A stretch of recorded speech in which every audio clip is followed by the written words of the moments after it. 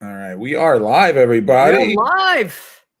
We Wow, are live. happy You guys Friday. look in the background, by the way. I don't know if you saw that. It's very cool. I'm my jelly. nose. I don't have my green screen still at the studio, so That's what I did. I don't have a I really did. cool pulpy movie poster like Ralph does. So congrats, Ralph. Wow. You're more tech savvy right now than I am. I'm super tech savvy. This took a year for me to figure out. What's up? Screen. We got John the Mushroom Man. We got Gory Bits, Tanya, Garrett. Hello. Hey. Welcome to the movies. Come in. Yes, Chuck Garza, Robert Hopkins, our usual suspects. Hello. Hello, Tanya. What's up, Brian? We have something special tonight. Mm-hmm. We are doing one of my favorite films as a kid. I was like enamored by this movie. It was always on. I don't know. You're young, Chris. Yeah, you're a young buck. But it was on, and Brian's back there. He could probably attest to this. This thing was on all the time when I was a kid. Mm-hmm. Like all the time. And I would watch it like over and over and over. It was one of my favorite movies growing up. See, it's so weird. Yeah, go ahead. Oh, it was just so weird because literally you suggesting or pitching this movie for a movie club, literally the first time I've ever heard of Night of the Comet. And like I feel like I have like a decent radar for like pulpy, cult classic B-rated movies and horror movies, and like this completely skipped my radar. And I was we'll get into it later, but I love this movie. You know, let's just bury the lead. I really enjoyed it, so I'm very excited to talk about it. No, I am too. But here's the kicker. I didn't tell Catherine this when she was on a second ago when we were saying hi.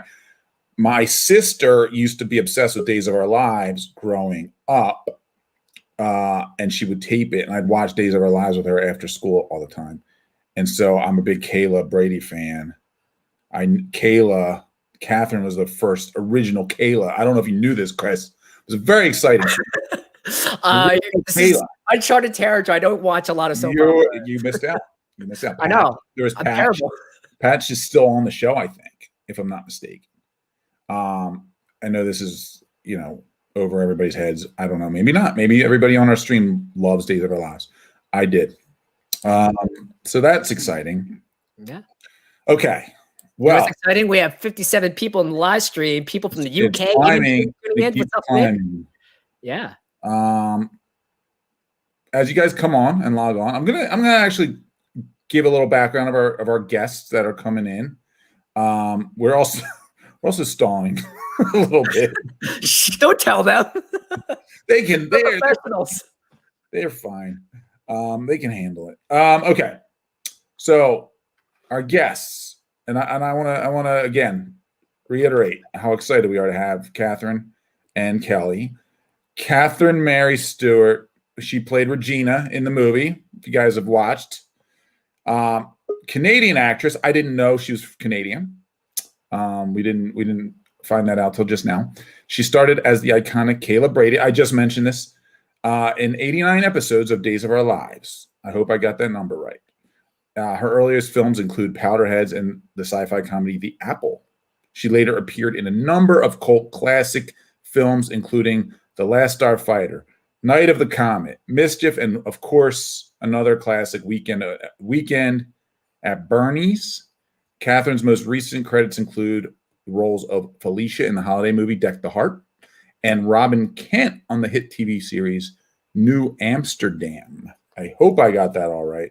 Let's welcome Catherine. Hey, Hi, Catherine. Kelli's back here. We got Kelli on the stream. Is she there yet? Here. I'm halfway in and halfway out. Ralph, we might change. We have to change the view. Oh, no, that's okay. No, it's good. It's good. I got it. It's good. Okay. I'm always concerned. Oh, perfect. Much better. By the way, I love the background. Oh yeah, that's a nice. Oh wait, let's do this. Ooh. I think we should do this for the rest of the thing. Just me. If you will, Ralph, I'm going to show off this awesome background. Look at this poster. So cool. Great hair, huh? Look at that hair. Perfect hair. It is. There's a lot of posters for this movie, to be honest with you. There are. I mean, people come up with new ones all the time. Every time a DVD comes out, somebody has a new poster. They're very iconic. Kelli's backstage. Kelli Maroney is an American film and TV actress hailing from Minnesota. Some of her most notable roles include Sidney Carter in Fast Times at Ridgemont High. Also a movie I saw when I was young, that was way inappropriate for my age, but was a phenomenal film. Jamie in Zero Boys. Allison in Chopping Mall. I almost forgot about Chopping Mall. That another classic. She's worked on hit series Murder, She Wrote, True Blood, has appeared in a number of documentaries, including In Search of Darkness Part 1 and 2, and Time Warp, the greatest cult films of all time. Let's welcome Kelli Maroney. Kelli! Hi, you guys. Hello. Welcome. Thank you. I have one too, but on StreamYard, they won't let me play it. So you're just going to have to see my real background. Hey, you know what? It is all good. I stepped up the game, guys. Well, I did too, but it doesn't show. I don't know how to put it on StreamYard. I only know how to put it on Zoom. So. Oh. Kelli, we're going to sue StreamYard. We will justice for Kelli. Justice for Kelli. We'll hold signs. Yes. Thank you for joining us. This is very exciting for me and probably for Chris too. I am very excited. I love this movie. This is so cool. So apparently Chris just saw it recently, right? Yes. He didn't even know what it was until I missed the boat for 20 years. That's for the last 40 years or whatever. Chris is also 14 years old. Chris is 14. Oh yeah, he's 14. Except for the beard part. I always look way younger than I look. I will forever be carded at bars ever. So He's really is 60. No, but I wanted to ask you each, how did you get your start as actors? Is that something you knew you wanted to do growing up? Is it did it happen later? I know you're both pretty young when you started, though. Catherine, you go first. Why not? I will go first. Well, let's see. When I was a teenager, I studied dance pretty seriously. That was sort of what I loved, and it was my first love. I also did drama classes in high school and stuff like that. I come from a very animated kind of. My parents two of them were academics, and my brothers are really smart and all that stuff. But I watched my dad lecture one time, and he was a real performer in his lecture. Right. So I come by it honestly, but I got into it because my mother was worried about me because I wasn't sort of following the academic path per se.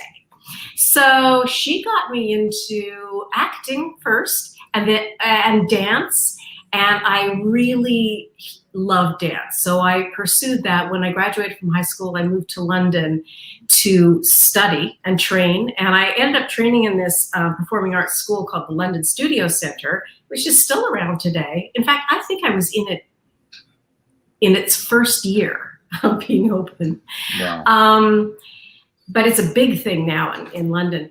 Not only did it offer acting and singing and all the performing arts disciplines, but primarily dance. So I went there, and it was while I was in London that I auditioned for The Apple, which you mentioned, my futuristic rock musical, right. Iconic. Really, have you guys checked that one out yet? I never saw it. Oh, so when I was doing research for your bio, I found out The Apple, so I put it on my list of stuff to watch. Catherine, I've seen all your other stuff, I feel like. So okay, well, this one will stand out all on its own. Yeah.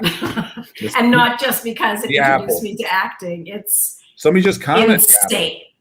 My buddy Chris. What'd you say? Somebody just put The Apple up on. I was wondering why he put that up there. Okay, got it. It's insane. It's an insane movie, but it got me into acting, and I ended up. I went originally as a dancer. It was a rock musical with a big dance corps, and I was auditioning as a dancer. And the director Menachem Golan from Canon Films, I'm not sure if you're familiar with them, pulled me out and said, "Do you act?" And I'm like, "Yeah." "Do you sing?" I'm like, sure. Right. Sure, yeah. And he auditioned me, and I ended up getting the lead role in this movie, which is how I got into acting officially. Got it. Yeah. Awesome. Pretty cool.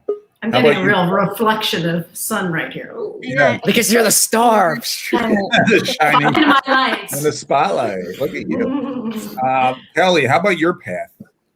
Oh, well, when I was a little kid, my 3 things to play were, let's see, princess, movie star, and the Virgin Mary.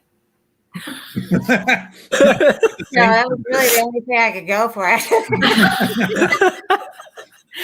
a little kid, that's quite a choice. Right. Somehow.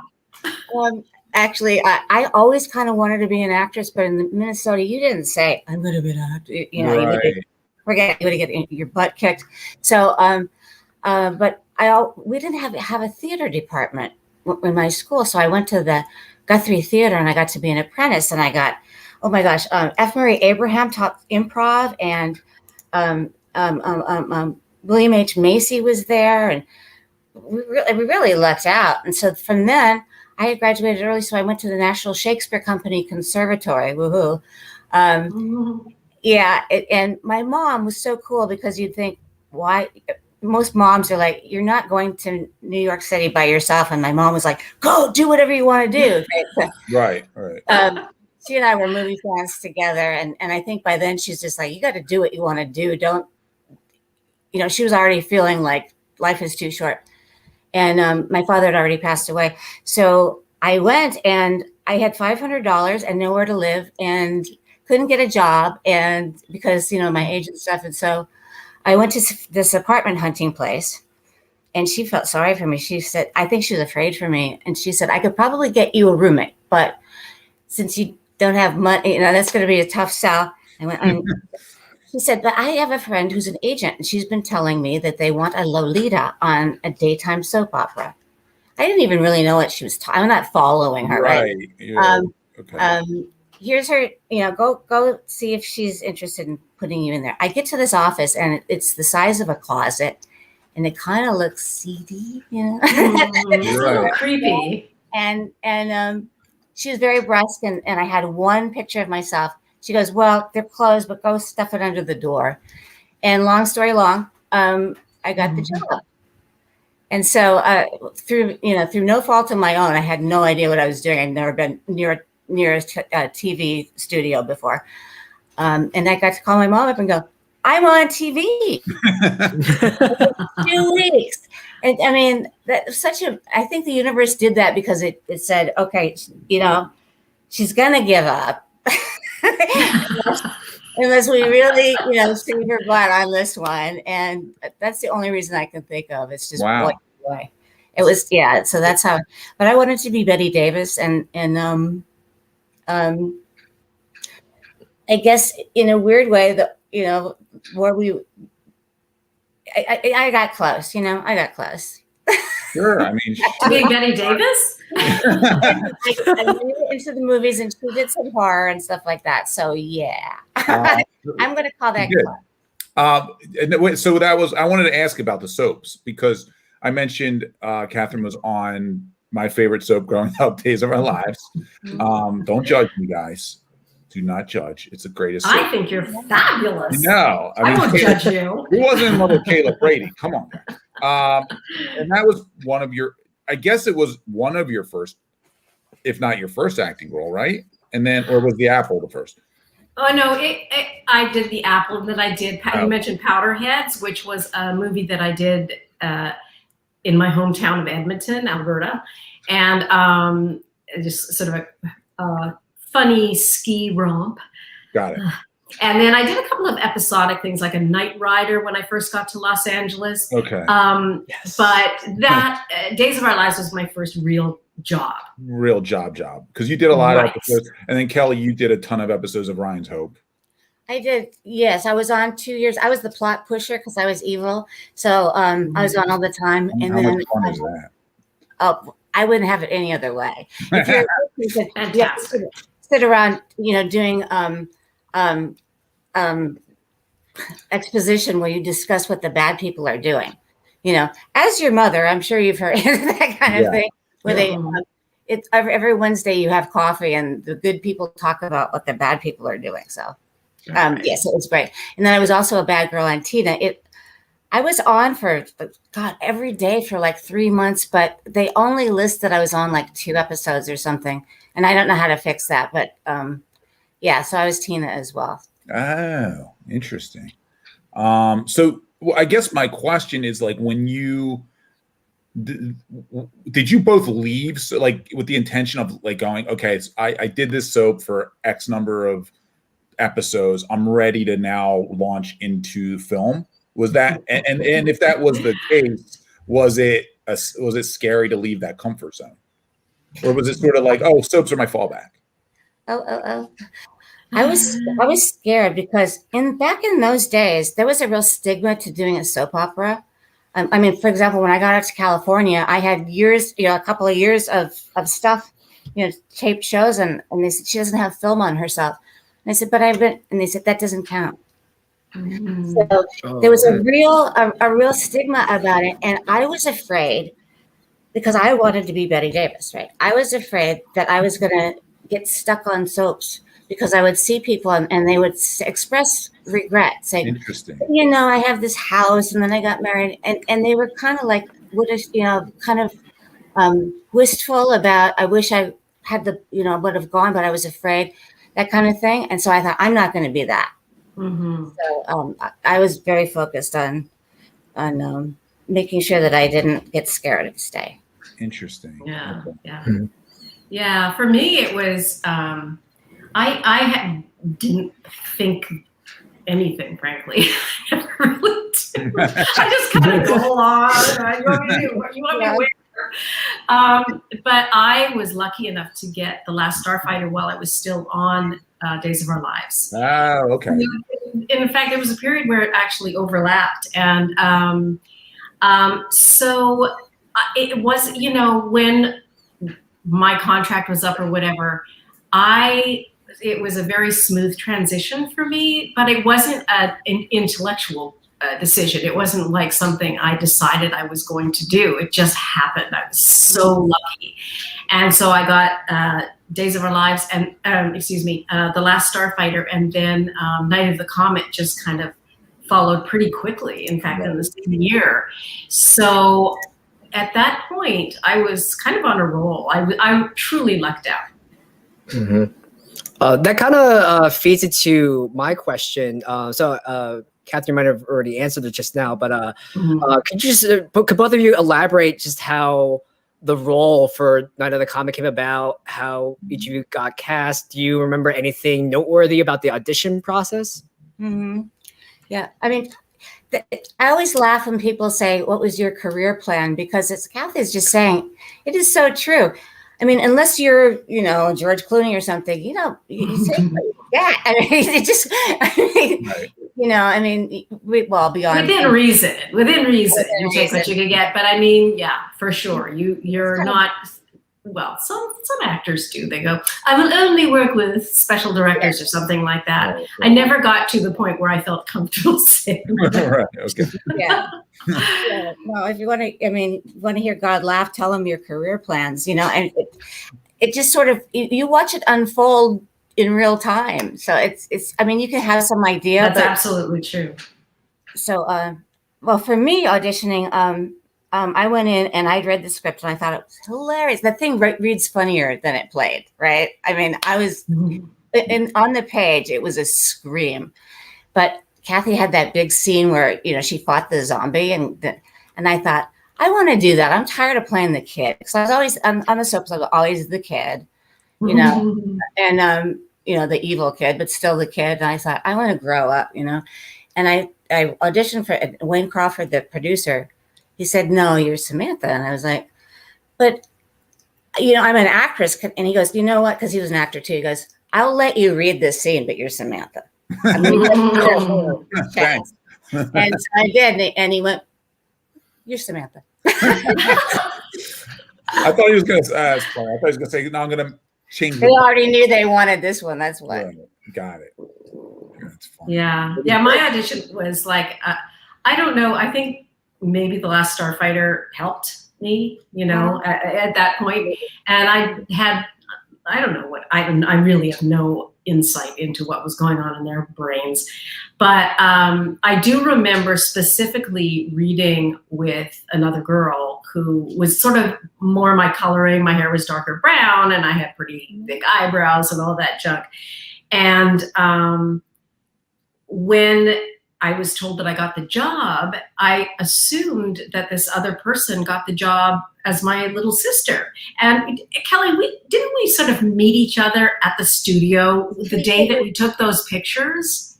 They told us to just show up and like don't have makeup on or anything because we're supposed to be younger little kids. And we looked at each other and I didn't know any of this, but it was just strange. I didn't expect anything, but I felt like Kathy was looking at me like, what the hell is she doing? because she's so blonde and physically we don't look a lot alike. And so I was surprised. Right. But having said that, I think that we ended up having this wonderful chemistry and I think it really, really worked well, which is, you know, I can't thank Kelli enough for her talent and keeping me, you know, in it. It was weird. We just got to work. It was like, we didn't like sit and plan our characters and do our best. None of that stuff. We got there, we went to work and we did all this stuff in our house on one day. And it was just. Yeah, that was our first day. And it was just like, bam, we were there. It just must have been a past life or something because we just like did it. And it was just weird. We fell into that thing. We didn't have to, you know, let me get into character. None of that. We just fell into what we were doing. That's mind blowing because you're like, the stories about like sisterhood and family, you guys like jive so well together. And if that's the case, then the movie doesn't work. I mean, that's the thing. That's the unspoken sort of thing of having on screen chemistry with it. It's killing me. I'm telling you, it's like we have a glass building right across the street, and the sun is. I'm facing west, and that's the sun. No, excuse me, I'm facing east, and that's the sun setting in the west. It goes away. I thought it would go by now, but anyway, didn't Tom say that they were sort of thinking of the first day as a write-off, just in case? Just in case it didn't work. They were just like, yeah, we'll shoot all this stuff and see what happens. Right. And they were just really thrilled with how it turned out. Well, they walked around, I know, and he said to the whole crew, he goes, no reshoots. And they're all like, yay. And I'm thinking, what's the, you know, and he goes, oh, well, generally we plan when we're working with young actors that the first day's a wash. Wow. So, okay, there you go. Then it was a big deal. But you know, well, there's something to be said. I didn't know that, but you know, it wouldn't. But what Kathy's talking about is Heather Langenkamp was Samantha, and she's and so and I was auditioning at the same time for Nightmare on Elm Street. She ended up doing Nightmare on Elm Street, and I ended up doing. As we were doing Night of the Comet. She got the franchise, but you know. We did not get a franchise. I know, why not? Night of the Comet 2. I'm waiting for the sequel to come. All these sequels are coming out now. Let's tell them that story, Kelli. Girls, what are we waiting for? Kelli worked it, man. She tried. They just came out Coming to America 2. That was 30 years later. Let's do it. Well, actually, Ralph, we'll get into it later in the interview. I do have like a question related to the possibility of a sequel, so we'll get to that. But Ralph, I believe you have a very important question about just the iconic status of these characters in reference to Joss Whedon.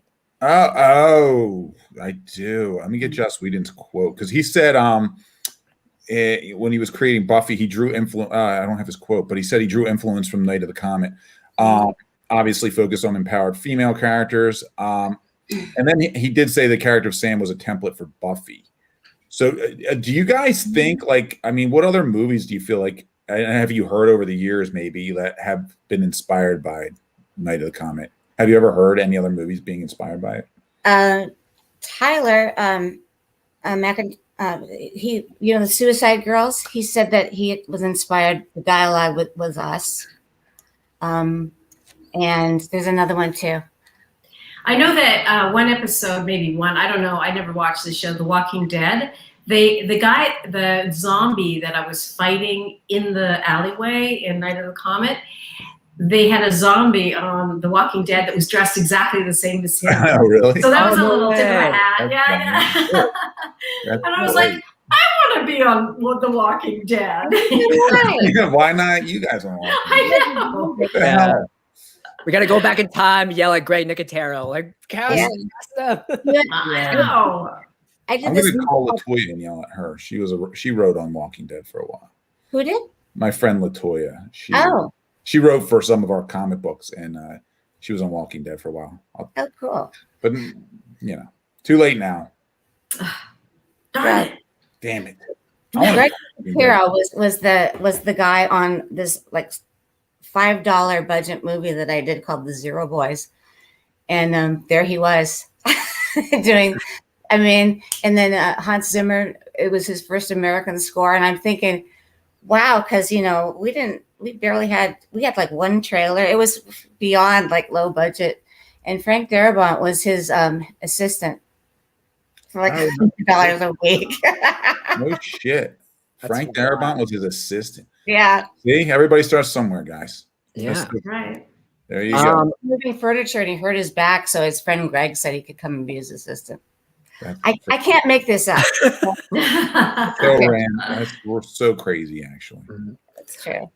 I have a follow-up question. Another equally famous creator, Neil Gaiman, he wrote that Night of the Comet was, quote, one of the most amusing, witty, imaginative, and thought-provoking films I've seen that was made with no budget and also cheap exploitation. And what are your thoughts coming at from like a savant like Gaiman? That's like really high praise. I didn't know that. Me neither. No, You can. me neither. Wow. It's one of those it's like Jed Shepard, who's I was talking about him earlier. He did this movie. I don't think it's been released here in the States, called Host. It's just he has this incredible horror sensibility. He's brilliant, but he always says that Night of the Comet is his favorite movie ever. And we were on a podcast with him, with Tom actually, and Tom went on and on and on with all the stories. But it just seems to be one of these movies that, I don't know, fits its own kind of unique niche in a way. It's definitely has a horror element to it, but that kind of tongue-in-cheek part with these kids that, aren't really disturbed that badly by the fact that there's nobody left on Earth. They just are like, let's go shopping. Except, of course, the boy at school that you won't be able to date now, which is an iconic scene, But Tom drew. He literally interviewed like these teenage girls to ask them what they would do if it was the end of the world, and literally their reaction was, "You mean our parents aren't here?" Mm-hmm. And what would we do then? And he's like, "This is fantastic." What'd you say? He was kind of appalled that's where they went with it. But how unique and interesting is that? And I think that's one of the things about this movie that gives it its longevity. It's unique. It's different. It's a new kind of twist, and I love that. I'm so happy about that. Yeah, it has like a really youthful energy as opposed to all the other post-apocalyptic movies coming out in like 70s, 80s, like The Omega Man or I'm blanking others, but I feel like the Night of the Comet was one of those few ones where it actually turns it on its head, gives it like a fun, hokey, adventure-seeking, thrilling angle, and I think that's one of the most enduring things that kept its longevity and its cult status throughout all these years. So props to you. Exactly. Yeah. Well, thank you. Because it was all about us, It wouldn't have been made if it wasn't for us. It is a relationship movie because all we had is a red lens and some bee smoke. That's the whole Comet. So it was about two sisters. I mean, if you pitched, okay, two sisters and they're all alone in Los Angeles, everybody would go, get out of here. Yeah, probably even back then too. I don't think you can sell it now. Because they do say it's not worth the special effects are nothing to write home about, but I think they're perfect. They're perfect. The cinematography where he got Arthur Ashe, right? Arthur Ashe. Cinematographer. Yes, that's correct. Yeah. He got some stunning shots, I thought. He was brilliant. Given low budget, was it under $1 million or was it? It was $700K. I think that was the budget, but it made $14 million in the box office. It's huge success. It's amazing what it looked like for Yeah, well, it was pop. I think they didn't expect it to be popular, but it was, and then they had to pull it because they didn't schedule it very much time, thinking, and they had to pull it, and so it probably maybe it could have even done like better, but it had this whole other life on cable. That's where everybody saw it. Cable and VHS. Yeah. Kids back in the day of VHS, it would be their babysitter at the end of school or something like that. Somebody said to me, she said, I was never scared because my mom had to work at night. And so she had to leave me alone in the apartment. And I would she would put Night of the Comet on, and I wasn't afraid because you guys were protecting me and you had guns. I almost started crying. I was like, it's such a lovely story. I mean, I was so moved, Yeah. You hear stuff like that often. We were amazing. We were at a convention where this brother and sister came up to us and handed us this little book that they put together when they were kids, just stapled together, and it was stick figures that they'd drawn of our characters in Night of the Comet. It was the entire movie in a little comic book that they created. And they were like, you were such a huge part of our lives growing up. Yeah. It's really, it's very, very touching. And so many stories like that. You don't know that going in clearly. You just think, hey, we're making this like little movie, cool, like that's, and then you kind of end up with this iconic cult classic. Yes. We have some people backstage who I wanted to bring on because I don't want to keep you all day. I'm sure it's my dinner time. I've missed my cocktail hour already. Damn. I was thinking of bringing a glass of wine. I should have told you guys we usually will encourage drinking on Ralph, we need to get the bartender. I know. I do a bartender segment. I should have done it. God, my problem is I start drinking and then that's me gone. I'm just okay. like, whatever. More fun that way. Oh, get the real stories. My memory's not that great anyway, right, Kelly? I've got to be on top of my game when I do these things. Yeah. But in answer to that, though, somebody said something, and I just want to include it here, is that, I mean, first of all, the humor kind of comes, when the world ends, you do think about weird stuff, like, who's going to take care of my face and so I think that's kind of realistic, because you don't go, oh my God, the world's ending for like 2 hours. There's gradual things that you realize are going to be a problem, and that's kind of funny. But also somebody said, and I think that nobody's ever said it this way, and I think it's really interesting. He said they never turned on each other. It was about the family. Right. That's true. They never turned on each other. You get kind of upset because she meets the guy and you're a little bit jealous for like 5 minutes. That's like, that happens every week. Yeah. That's right. It's not because of the comment. Right. And then the priority was that, we became this like family unit. I was sort of like, the maternal one of the earth. And poor Robert Beltran was like, he was like assigned the position of the fatherly figure. And you really did. You guys got 2 kids by the end of the movie. Yeah. And then at the end, it would be too sad, so they put DMK in there, which was classic. I love that ending so much. That's by far like my favorite part of the movie. Just and like you two becoming the burden of civilization is like so cool. Do not cross against the light. The burden of civilization. But then you let her get in the car with a stranger, but that's fine. Well, I'm 18. I'm like, Just be back by midnight. Be back by midnight. We don't know this guy. I'm maternal, but I don't know what I'm doing. Right. Guys, I think some of you might know each other. Maybe you don't. I know Marilyn, Brian, Krystle is all up backstage, and I think they have a couple questions. So let's bring them in. Bring them in. These are our regular panelists we talk movies with every month. Let's say hi to Brian, who's been sitting there patiently. Woo, Brian!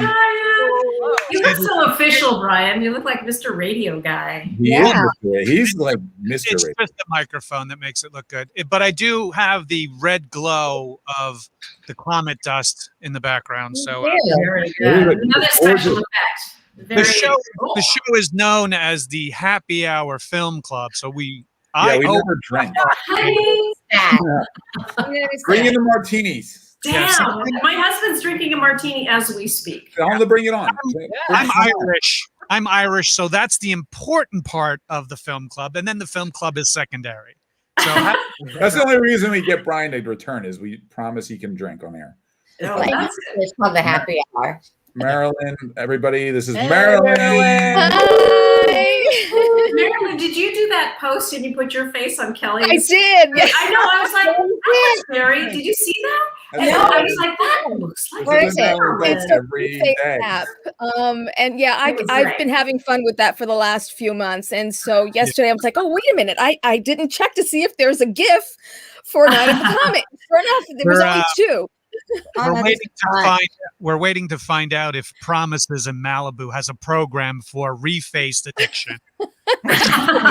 Marilyn's she's on the waiting list. Because people, once they get going, they can't stop. I noticed that. I didn't know that you did, though.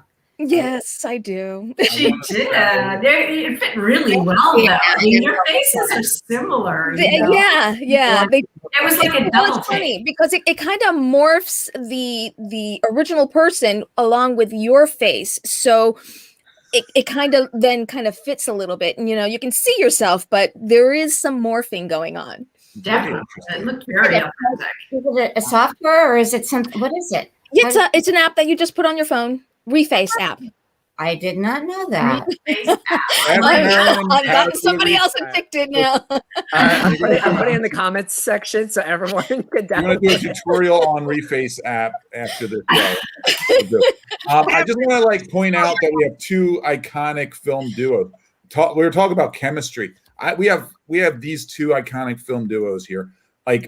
And we were talking about chemistry with the girls already, guys. I think you were all kind of listening, maybe, yes. But you, Brian and Marilyn, it's something else. You didn't plan going into Clerks. You didn't know you're going to have the chemistry you did, and the reason Clerks worked so well was because of the chemistry you guys have. Obviously, also with Brian having the chemistry with the guy who played Jeff Anderson, who played. Yeah, that's it. Sorry, forgive me. But yeah, I mean, that's such an underrated thing, I think, especially in lower budget. I was watching that scene between the two of you where he's asking you about how many people you slept with, and it goes you just keep digging the hole deeper. It was hilarious. That was fantastic. What a great scene that was. Thank you. Well, I mean, Brian and I, we did do theater together before that. But not as, he was actually trying to kill me. So what else we did Wait Until Dark together. I didn't know that, guys. Yeah. And you need to interview these two. I forgot to tell them. We're going to talk about Clerks too in my post. But did you guys read? Did you have to audition? And if so, did you read together?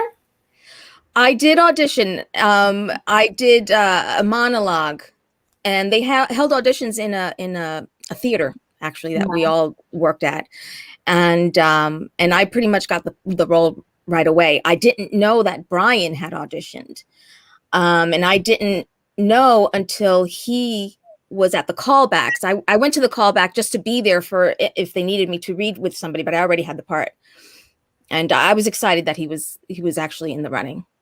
Nice. Cool. That's great. We never even read together. Boy, I don't think they ever do that these days. You know, Let's just cast it, see if it works out.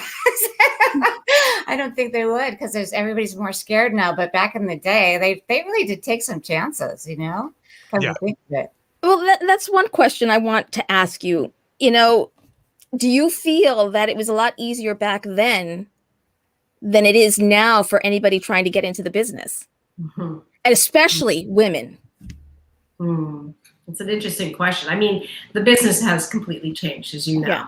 I mean, I have had auditions where they literally wanted, well, first of all, I had to do it here. I put a little blue blanket down there and have to set everything up myself. And then you're on a computer and you're talking to people like this, and it's just horrible. Or, you know, you go and just do a self-tape with zero direction. You're just like, it's just throwing shit at a wall and hoping it's what they want. But they've also like asked for me to film myself in my home, you know, including lighting and sound and camera and everything. It's like, I'm an actor. Now I'm supposed to do all this stuff because of the pandemic, and hopefully it won't last as long. But this self-tape thing, I don't think is going away. And that is where they can now audition thousands of people, whereas in our day it was, you know, I don't know, maybe 50 people or whatever, but much smaller numbers of people. Yeah. And they literally will look at the audition on their phone, and they've got a little thumbnail of you. Yeah. It is pretty bad. And even in the 90s, when I was out in LA and meeting with different agents and stuff to find who I wanted to have representation, there was a casting station going on where the person had, you know, the stack of tapes from the people who came into the New York casting director's office and eventually made it to the LA producer's office. And you'd see sometimes these guys would start the tape, or women, and people's auditions would just roll by and they're talking to you. They're not even paying attention that someone just put all their effort into their audition on a tape out of New York or Chicago or wherever, and they've just blown right by them. And I was like, wow, if this is the type of attention that this guy gives his own people, I can imagine why I would never do well with this person. I was like, all right, thank you so much. And so that type of thing where, you know, it's just moved from a VHS tape of people that they go through, and now literally on their phone going like, no, it's a casting version of swipe left. Oh, here we go, swipe right. I heard a story too. A casting person said that the director will sometimes, if he's just exhausted, will hand it to his kid and say, pick somebody. Marilyn does not want to hear that. And I think now it's trending towards social media. You know, all these kids on social media are all of a sudden actors. I want to say something about that, because I feel like that trend is now starting to see a downturn, because these kids cannot, a lot of these, so not to kill everybody on social media, but a lot of them cannot act. No. And they're finding out like, oh, just because you have 1 million followers on Instagram doesn't mean you automatically know what you're doing in a set. It's funny. I many producers and casting directors that I've taught that are just like, yeah, it's that's all done. Although with TikTok, maybe things change now. I hope that is, because it's funny because yesterday somebody posted an article regarding that situation, and I reposted it and talking about this. I forget who the person who made the article, but talking about the 70-year-old woman who's being told it's like she's got to make a social media presence, and it's like, I can't do that. I don't know how to do this. It's like, and he's like, don't worry about it. That's not what you have to do. It's like, you know, just be yourself. And it's like, because most of the time the people who do have the big social media presence are the ones that already have made a name for themselves as an actor, other than the influencers. Yeah, the influencer. Yeah, I think it's a different. Well, actually, I agree. An influencer on, because she's patiently waiting backstage. I just want to bring on our last panelist, Krystle Starr. Hey, Krystle! Hi, Krystle. Sorry to keep you waiting, Krystle. Any thoughts? Krystle, you're muted. Oh, she's muted. Thank you, Chris. Hello. Love the hair. Thanks, man. Yeah, that's great. Finally left the house to get it redone. The last time I saw you, you had ears. I did. I still need to send some ears out.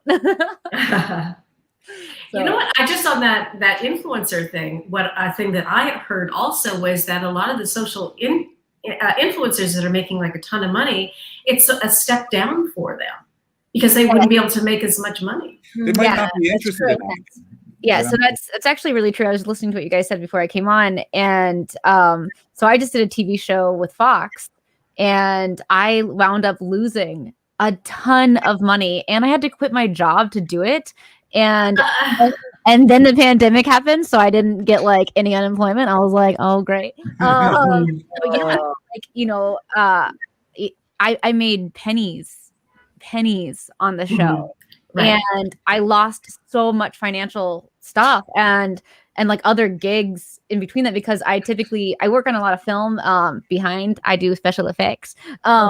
So, but, you know, seeing I have a ton of friends who are influencers and, you know, depending on the level of influencing, because that's a huge thing as well. I mean, a lot of people won't even do TV shows now because there's not good. And also, there's no money in it anymore anyway. No. Back in the 80s, you were paid a decent wage. I mean, you were paid to work. Now it is scale plus 10, period. And you're lucky if you get a plane ticket home. For sure. Yeah. All these years in show business, in the industry that I'd be fighting for scale plus 10, I would have said you were crazy. And guess what? We're fighting for scale plus 10. Scale plus 10. It's unbelievable. Well, and they won't even hire a lot of people from LA or like the California area. That most of the time they fly them in from others as well for TV shows, not film. But they just because you know they're not part of any not guild. The union. The union. Yes, they do non-union stuff. Yeah. Because they can't afford to pay people who live in California who are part of the union. Well, so aren't they like a lot of things are outsourced to other, like when our Van Helsing show is shot in Vancouver. So a lot of our actors are Canadian based in Vancouver. Mm-hmm. They're not going to usually bring LA actors into Vancouver to cast. I mean, right. They will. The main roles. What do you say? Sorry. They usually, I find, I have a lot of friends actually from LA that work in Vancouver, but they will bring in, the main characters have to be Canadian because it has to be Canadian content, but they'll bring in American actors for sure to play some of the secondary roles or whatever, but that may be more recognizable than the Canadian actors in general, and you know, like Superman and all these other things.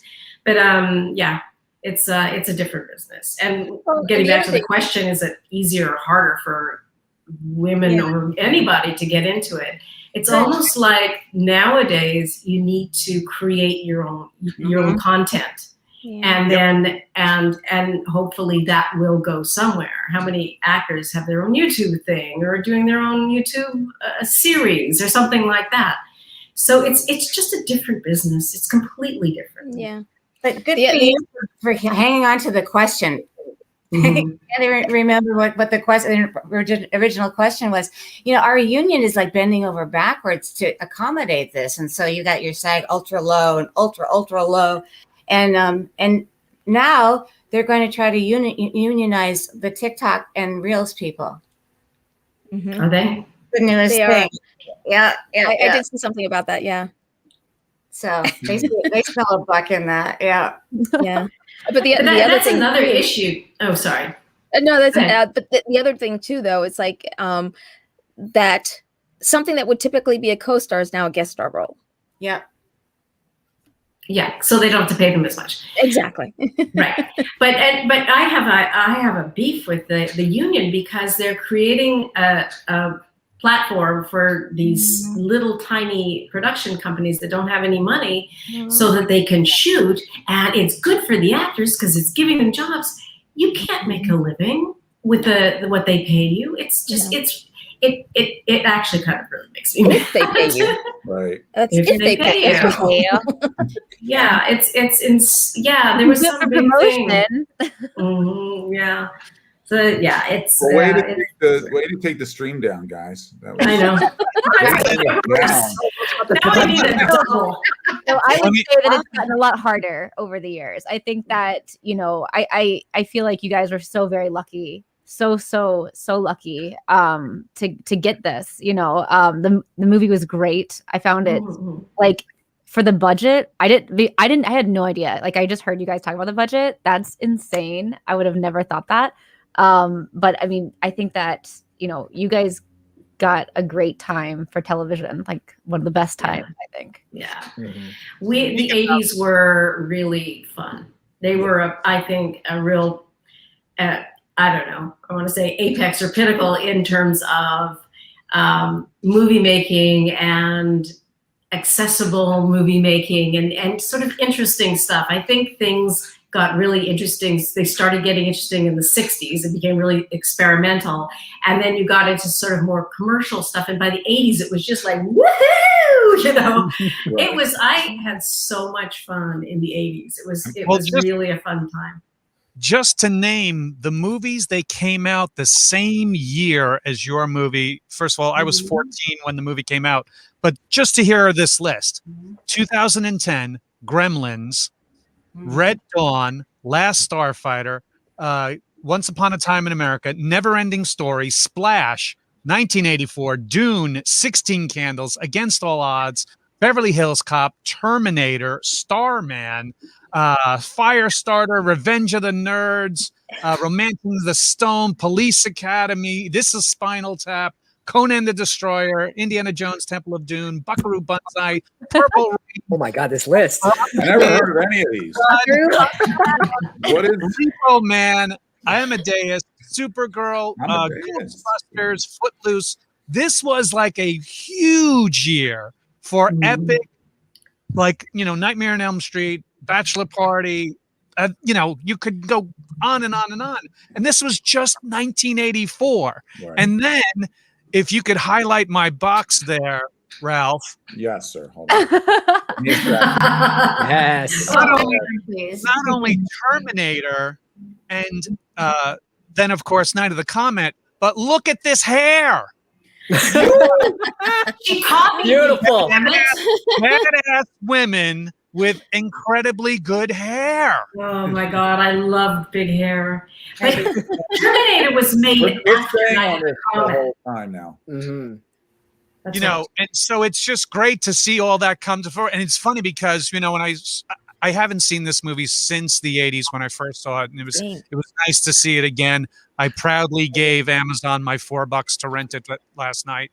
But as I started watching it, it reminded me of just this past September when the traumatic wildfires in California. This is an actual photo of the wildfires over the city in California in September. And I remember thinking when I saw that on the news in September, I was like, holy cow, that's like Night of the Comet.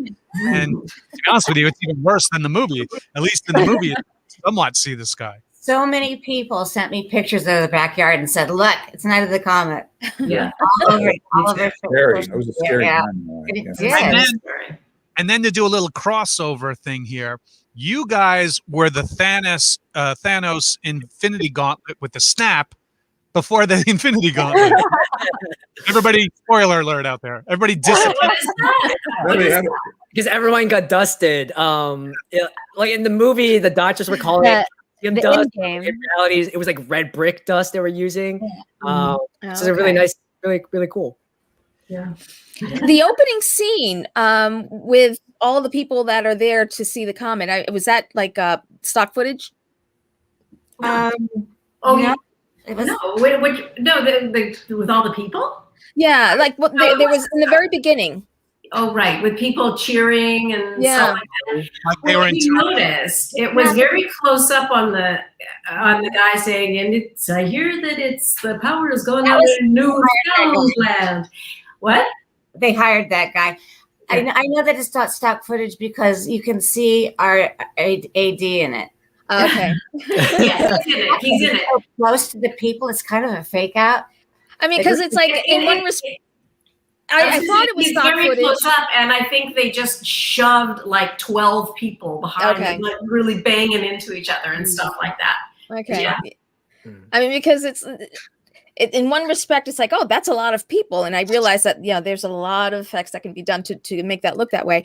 But also, I knew that signs were saying no. Just another hair shot. Sorry. Great hair. Loving the hair, man. Look at this badass shot, though. Come on. Come on. I do. Your hair is so cool. They actually added a line in the script. One of the nurses with the That's little right. thing. That hair, oh God, I'd kill for that hair. Well, it was extraordinary even for then. Yeah, that was great. Those are the days of the perms, and the bigger the better, man. Yep. I love it. Did you ride a motorcycle? I rode a motorcycle on the back of a trailer. No, there was a stunt girl who rode the motorcycle out of the alley after I beat up the zombie, and then those shots, which were really so cool. I was just on the back, like a flatbed trailer being pulled by the camera car. So yeah. But I think other than the motorcycle, you did a lot of your own stunts. That's correct, right? And then Kelly, did you do your own stunts as well? I don't remember having anybody else there for yes. All right, cool. Are you shooting a real Uzi? We need to know if you're shooting the real Uzi. A Mac 10. A Mac 10. That's right. It's a Mac 10. And that's my favorite part of the entire movie is when you guys lay the Mac 10 like in all of those shoes at the mall. I like squealed like a little girl. That was so happy. I took a photo of the screen. I was like, that is the movie. We had to train on the Mac 10. It took us to a shooting range, right? Yeah. Oh, that's fun. That must be so much fun. Did you throw that TV from the top of the mall? Yes, I did. The whole thing is like they're living vicariously through us. So they're like, fire in the hole. They love, yeah. And then one of the producers was really into it too. They all loved watching us destroy that thing. It was like the best thing. That is rad. So rock and roll. That was He wants to know if Kelly still has her cheerleader outfit. $80 sweater. I had my cheerleading outfit. There were two. One for one in case I got messed up. And Tom Eberhardt's daughter had got one, and she wore it for Halloween for God knows how long. I had my cheerleading outfit, and just a few years ago now, I sold it to a private collector. Wow. So now it's on a mannequin, and he's like, he remembered things. He goes, "Where's the plastic watch?" I'm like, plastic? Yeah, you had a plastic watch on. What? I mean, I didn't have it anymore, but he went and got one. So Brian, you didn't tell me about that. If you ever want to, he goes, if you ever want it back, I'll sell it back to you for what I just paid for it. Oh, that's so nice. That's so nice. Did it come with the shoes? And were those Converse or were they not? They're Converse. Did you have like an ad deal with Converse, or do you collect royalties? No. Well, there was no such thing as ad deals in the 80s. Come on, man. Yeah, they hadn't thought of that yet, I don't think, because we had Diet Pepsi all over the place. There wasn't product placement, I don't think, at that time. No.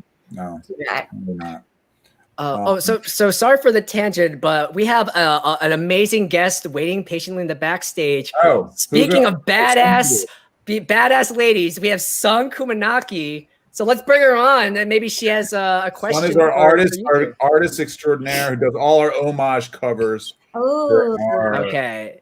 Awesome. And so we're bringing in Sun in 3. Oh, there she is. What's up, Sun?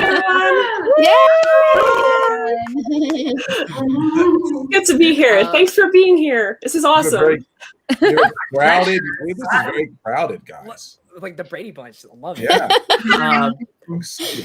So Kelly and Catherine, we want to be respectful of your time, and so just in case you need to leave, I feel like we should show the amazing artwork that Sun did of you. Oh, we're going to show you a show later. We'll show it later. Yeah, we have to reveal. Oh, too early. Oh, but they should. Okay. Show it after we show go through everything, Chris. Okay. I don't know. I'm excited for them to see it, but son, don't worry, ladies. Our awesome guests. Pardon? Do you have any questions for Kelli and Catherine? Oh, I do actually. I wanted to know. Sorry, my dog. I wanted to know. What was your favorite scene to shoot? Like, what was the most iconic thing for you? What was the most fun for you? Whatever. So there were so many really fun scenes, by the way. I really loved the fight scene with the zombie in the alley.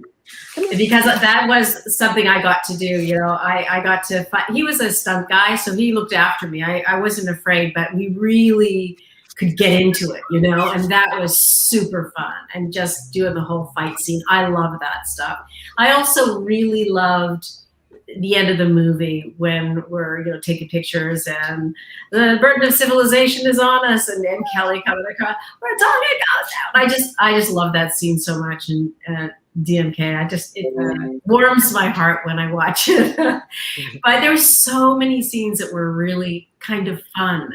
I mean, I felt like personally that we had some flexibility, that, you know, Tom wasn't like, you have to be here, you have to stand there. You could kind of there was a little bit of ad-libbing going on every once in a while, and he was totally open for that. So that was super fun as well. You know, we were all kind of in it together, and I always refer to it as kind of guerrilla filmmaking, because it was such a low budget, and we would just show up at weird times, like the whole scenes, all the scenes downtown LA. I mean, you could never do that again. Right. But it was like, what was it, Kelli? Christmas Eve or some weird hour of Christmas, and I didn't care because I was out here by myself. I still lived in New York at the time, but it was Christmas, and then nobody lived downtown at that time. Right. You know, and so the streets were literally empty. I mean, I look back at that and go, wow, that could never, ever happen again, except maybe with CGI or something like that. Yeah. You know, actually, I wonder how they did that. I've noticed times in Los Angeles where I think, you know what, there's still nobody around. You might get away with this. I do remember in 2000 when I first moved to LA, and I went downtown the first time, I was like, what the hell's going on? Because it was so, I didn't realize nobody was, like, it was just a ghost town after like 6 p.m. I guess everybody just was down there. So it was, now it's built up, and now it's like nice. Isn't it kind of the hot place to live now? Yeah, but back 20 years ago, it still wasn't there. Right. So I imagine in the 80s it wasn't either. I have to ask a quick question for Catherine, because Weekend at Bernie's might be my favorite comedy of all time. And I just need to know how awesome that was working on that movie. Yeah, it was super fun. I mean, Jonathan Silverman and Andrew McCarthy, they were great.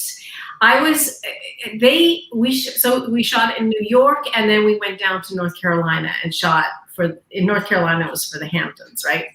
And they literally built that house on the beach. It had no foundation. It was just, they built it for the movie and stuck it on a dune.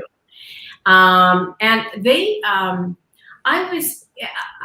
didn't have a ton to do while we were down there. I mean, I showed up every once in a while, but they kept me in North Carolina even when I wasn't shooting, instead of flying me back and forth to LA, which was fine with me because, you know, I was single. It was fun to be in North Carolina. Right. But it was really fun because it was kind of a departure for me, being a comedy. And just like the whole scene where they pull Bernie down the steps and all that iconic scene, and I'm freaking out, and Andrew McCarthy goes, "It's just Bernie," gonk, and running around the house. It was really, really fun. So much fun. I can imagine. Sorry to sidetrack, but did you ever do the dance when that whole, like, the Bernie dance was like a big thing? Well, that was Weekend at Bernie's 2. First of all, when he was that was part 2 dancing. But a little fun salute. I don't know if it was really intended for me, but my son in high school, the African dance in the school that they went to was a huge thing. Everybody did African dance. And it was just amazing to watch. And they'd have the end of the year performance and everybody would get a solo. And my son did an African dance and bonging away, and he's doing Bernie. So that is amazing. That was a great story. That's so cool. I had no idea really what that dance really meant, and when he did it, it was just like, wow, that's pretty cool. Kelli, I have a question for you. So like Night of the Comet is such a beloved cult classic film. Both of you worked with a lot of really great genre cult films, and Kelli in particular. I want to know more about your work with your documentaries, specifically In the Search of Darkness, which is a documentary series about classic 80s horror movies, and Time Warp, which is more generic cult classic movies like Rocky Horror and Weekend at Bernie's. Obviously, Night in the Comet's part of that. It's Fast Times. For Fast Times. Oh, sorry, Fast Times. Sorry. But yeah, could you tell us more about your work in that? What a weird year that was. First of all, they said, would you please be in, and I said, sure. And boy, did they know what they were doing. It's probably the best shot thing I've ever seen in my life. They used a beautiful studio down here. And David Weiner is a walking encyclopedia, and that's not giving him justice. He's a brilliant interviewer, and it was such a class act. Then, for some reason, and unknown to me, I ended up in like 4 documentaries in 1 year. I was like, you guys, I thought I'm a talking head, and I still am working. I always think talking heads are like after you retire, people coming, tell us what you think about. I'm thinking, I hope nobody thinks I retired. And then there's one called Direct to Video too, and it's all about how movies. There was this kind of you could make any kind of movie you wanted. It probably wouldn't get a release, but it would go direct to video. And so people were getting away with doing a lot of things that they wanted to do because nobody was breathing down their necks. So we kind of still had that adventurous, rebellious spirit of the 80s where we were all like, let's do something no one's ever done before. And, I think people are scared to do that now, but we were like going for it. It's like, so, and then In Search of Darkness Part 2 was just part of the same interview. I didn't even know they put me in there again. I was like, oh my God.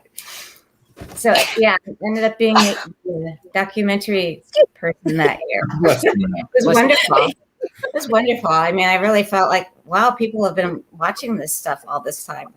You don't think of it that way, Right. Yeah. You don't realize it. So we have time for one quick fan question. Here's a good one from Samantha. Of all people. She wants to know what you would do if you found yourselves in the apocalypse for Rizzle. What would you do? Cry, right? Y'all would cry? Y'all would have emotion? Go shopping. Now as opposed to go shopping. Go shopping. Nice. The stores are open, for Pete's sake. You don't even need your credit card. I think that's another reason why people like this movie is you want to think that you wouldn't be like in a puddle on the floor or hiding in the closet. People want to think that we're normal people, and yet we manage to survive this thing and do cool things and get tough and all that stuff. You want to think that you're going to rise to the occasion. And I think it's reassuring for people. It's like, no matter what happens, I have it within me to be okay. And I think that's part of the message in Night of the Comet. You have it in you to be okay, no matter what. Right. So I just hope for my sake that, that's real life for me. But I think I'm sure that Kathy and I will be okay. There's a reason you get these parts. We have the experience now, so we know. You're like, we don't know about the rest of you, but we'll be fine. in a weird way, this past year has kind of been a tech rehearsal. Yeah. For God help you, because obviously everybody thought the world was ending, and the most necessity thing they needed was toilet paper. Friends in Los Angeles were telling me, like, you have toilet paper where I live? Like, yes, I have toilet paper in stores where I live. They were like, can you ship me some? I'm like, toilet paper. Yeah. A lot of love pouring in, guys, by the way. Yeah, hey, Nevik. A lot of love pouring in. A lot of people are very excited that you're on here. Yeah, I don't want to keep you girls. I know we went over time. Does anybody have any other questions? Ralph, can we show them the cover? Oh, okay. Show them. I want to show. All the fans are going to see it anyway. They're going to see it anyway. Come on. I agree. I got to find it. Hold on. Talk amongst yourselves. How many outfits did Chihote? Oh, sorry. I don't know his name. The male, the Star Trek guy that was in it. How many outfits did he have through the movie? Santa. Yeah, the one we found him in. Anything else, Kat? He's Santa Claus. I'm sorry, I didn't really understand the question. You mean the guy who played Hector? Hector. Oh, how many outfits did he have? Yeah. I feel like every time we saw him, he was I think he had more outfits than you guys. Yeah, he played Santa, a cowboy, his trucker actor. That's true. It's funny you should say that. I didn't really even think about that. Yeah. We put him in a bunch of different outfits. Now I know. Yeah. On the back of his truck or something. Right? Like, yeah, I wonder what the choice was there. Like, they kept putting him in a new outfit. It had to be a reason. Oh no, I never noticed that, to be honest with you. Yeah, it's funny though. The cowboy outfit and the Santa Claus outfit, and maybe it was part of his contract. I want to play 4 roles. Yeah. He didn't even go shopping. The stores are open. He could have just walked into any store and gotten a Santa because it was around Christmas time. True. That's right. True. And why is this not a Christmas movie? I was about to ask that. Is this a hot take? Is this a Christmas movie? I'm not going down this path.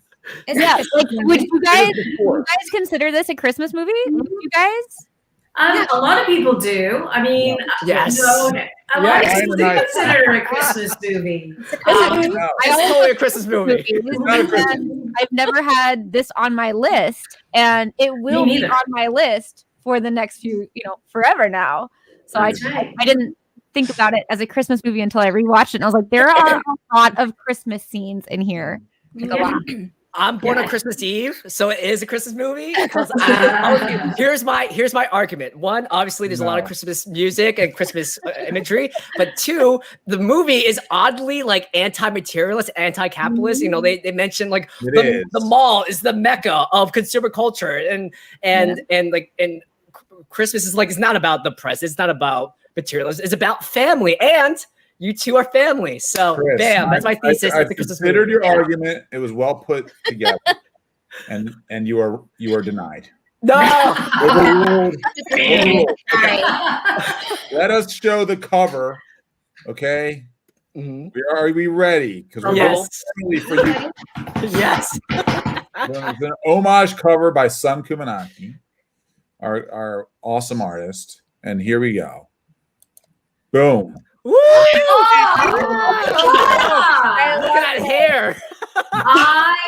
I love the boobs. I love the boobs like that in my life. I want that. That's fantastic. Oh my God, it's amazing. Extra cleavage for you guys. I love it. See, this was what Kelli looked like in the movie. I was like the oversized, like I am right now, the oversized shirt and the boots, and I like this. Oh, it's fantastic. Can we get a copy? Yes. Can we get a copy?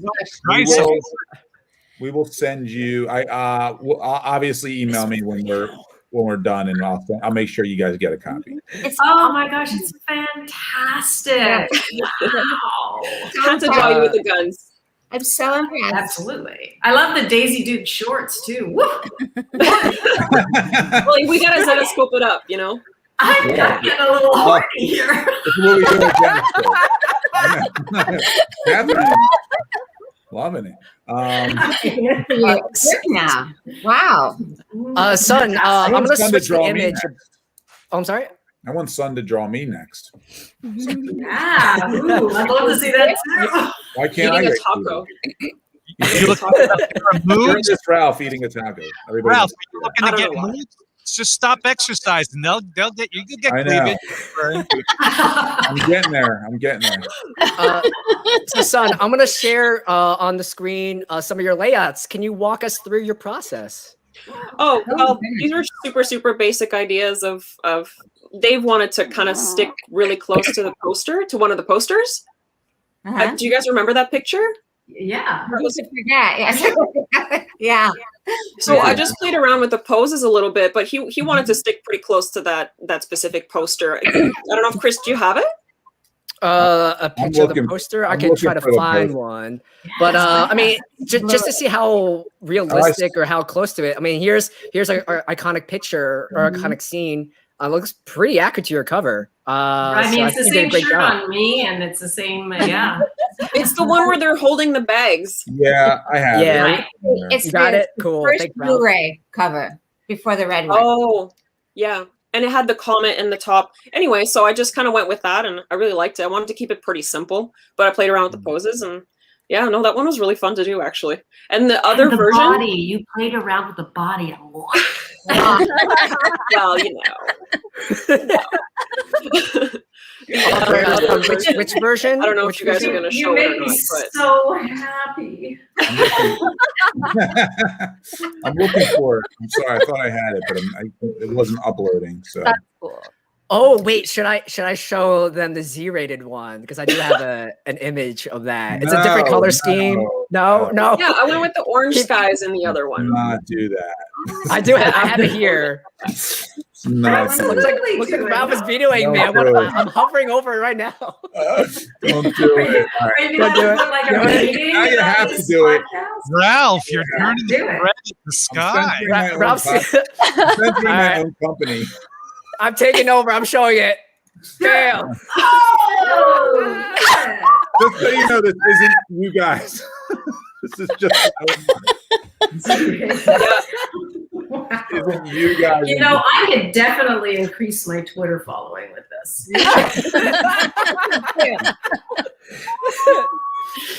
Wow, really? Son, do you have any commentary about this? Obviously, like a different color scheme, like it has like the yeah, red I wanted to go with tint. the after Comet look. It was very hot. Well, yeah, because we wanted to stick pretty close to the initial photo, but I kind of went my way and I was like, okay, we'll just change the sky color for the second one just to make it different. Is that the only difference? Is the sky? That's the only difference. It's the only thing that's Case right now. the clothes turn into the calcium dust. Oh, that explains it. I can't. This is great. Son, again, you're always crush it on these covers. Thanks, and man. Question, Do what I'm told. I know for certain covers, like you did the cover for Escape from New York from before watching it. What was this the same case for Night of the Comet, or did you watch this before? Yeah, I'd never seen it before. But sometimes Dave gives me just go crazy, do whatever you want, come up with some ideas. But sometimes you guys have some specific kind of ideas. So this was one of them. But sorry, what was the question? I was just wondering if you watched the film. No, I'd never seen it before. I just saw it last night. So yeah, and it was super awesome. By the way, I watched the documentary on YouTube that you guys were on too. So a lot of the questions were kind of already answered on that, and you guys are so amazing, super amazing actresses. Yeah, but I guess I probably could have come up with some other ideas. I guess after that. I think the car scene was cool. When you guys were hanging out on the car, that would have been a cover. Yeah, because I don't think that I don't even remember seeing you guys holding the bags. We weren't. Yeah, I know. That was, you know, a version But of I the definitely like the poster. guns. Yeah. Because I Oh, like for sure the gun. I like You gotta those have the smoking gun. guns a lot. Yeah. Well, the MAC-10 submachine gun is practically designed for housewives. Yeah. I got it in there. I was trying to get it in earlier. But Great line. So good. We had a lot of those differences because Tom Everhart wanted Uzis, and they didn't give them to him. And that's why we slammed the Mach 10 at every possible turn. And he was right; they did jam. they jam all the time. Yeah. That whole scene where we're shooting the car up, you know, practicing or whatever. That That whole thing where it was like, oh, see, Daddy would have got us Uzis. That was because it kept jamming. That wasn't in the script. No, Tom said it was horrible. He said if that happens again, and it will, I want you. I'm not going to cut, and I want you to say something and then just walk off. He said I was afraid to get in trouble, and he goes, I said, like what? You know, I didn't want to say the wrong thing. And he said, you can say Daddy would have gotten us Uzis. I said, okay. So fair enough. So good. Right? And I was thrilled because I got to say it and then walk up and discuss. And I was happy to give that to Tom too, because he was so upset. You know? And that is one of the lines that everybody remembers now. Yeah. I think you can tell, the audience can sort of tell when something is completely organic on the movie itself. I think it reads, I think they feel it. You know, that's especially real right there, you know. Right. Guys, we have one more question. It's very important. Can Kelli and Catherine come back for more movie nights? Yes. I would love to. That was really fun, you guys. We're gonna make you come back. It's Cool. now written in blood. I have a proposition. Next month we're doing the Terminator, so you can come back with the big hair. With the big hair. 80s hair next month. Will you? Okay, here we go. I honestly think I know, right? Wasn't the Terminator made after Night of the Comet? Somebody told me that one time. It was. He copied me. Maybe not. Wait, they're both 84? Or they're both 84? You were the Rachel before the Rachel. Yeah. Right. I did a Terminator homage in Chopping Mall. We did a total ripoff of Chopping Mall at the end when I pick up the claw. Like she does it at the end. We did that on purpose. So yeah. Nice. I guess I could be here for Terminator. Yeah. Forgot to show this. Look at that hair. You guys know that before we go. So good.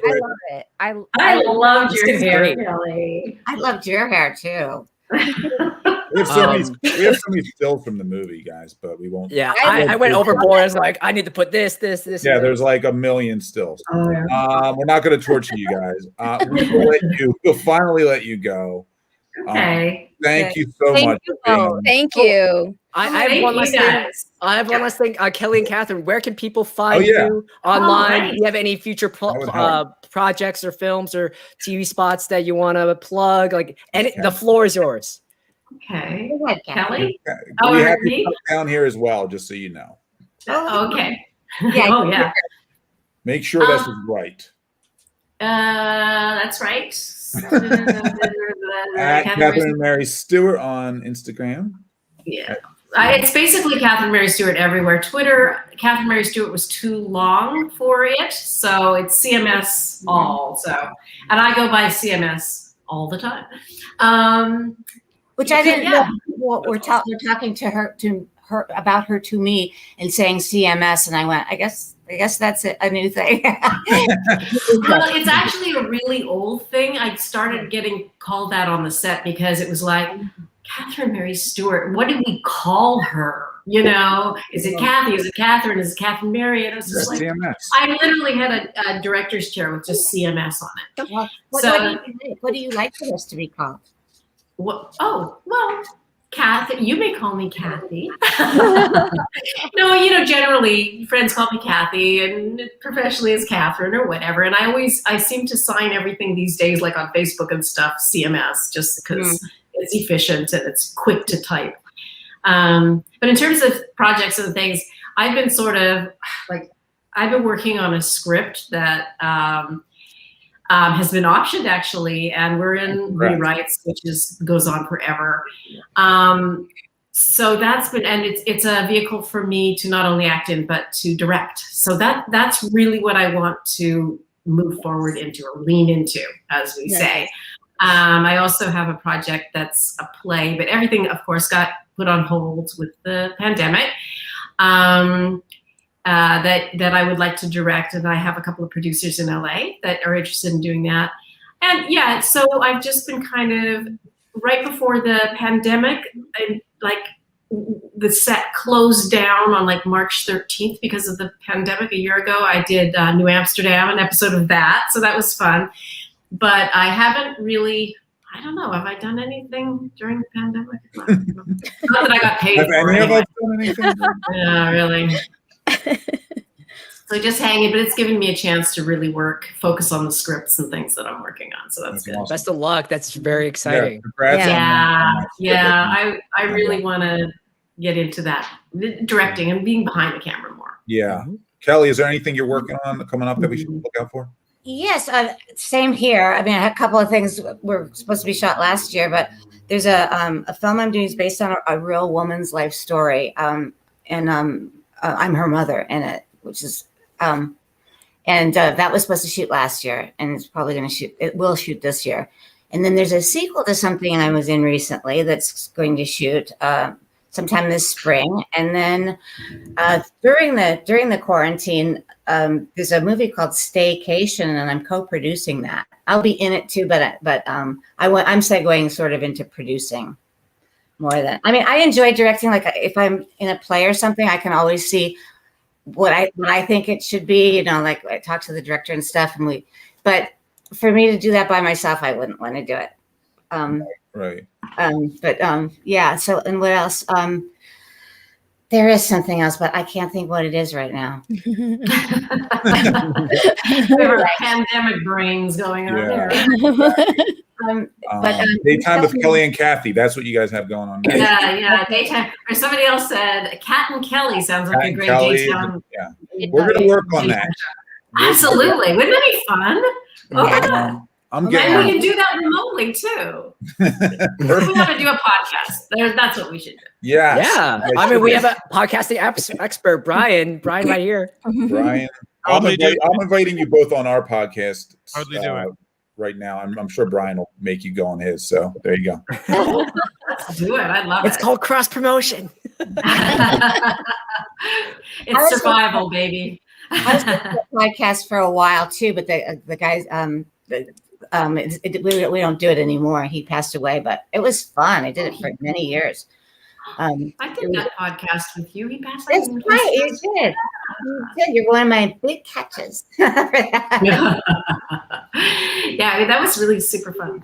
Yeah. Awesome. Oh, and so I'm Kelli Maroney everywhere, but everyone spells. I did True Blood, and they spelled my name wrong in the credits. So if you misspell my name, do not do that. It's Kelli. There we go. It's up there. I did my homework. Woo! Yeah, Chris, good job on that. Yeah.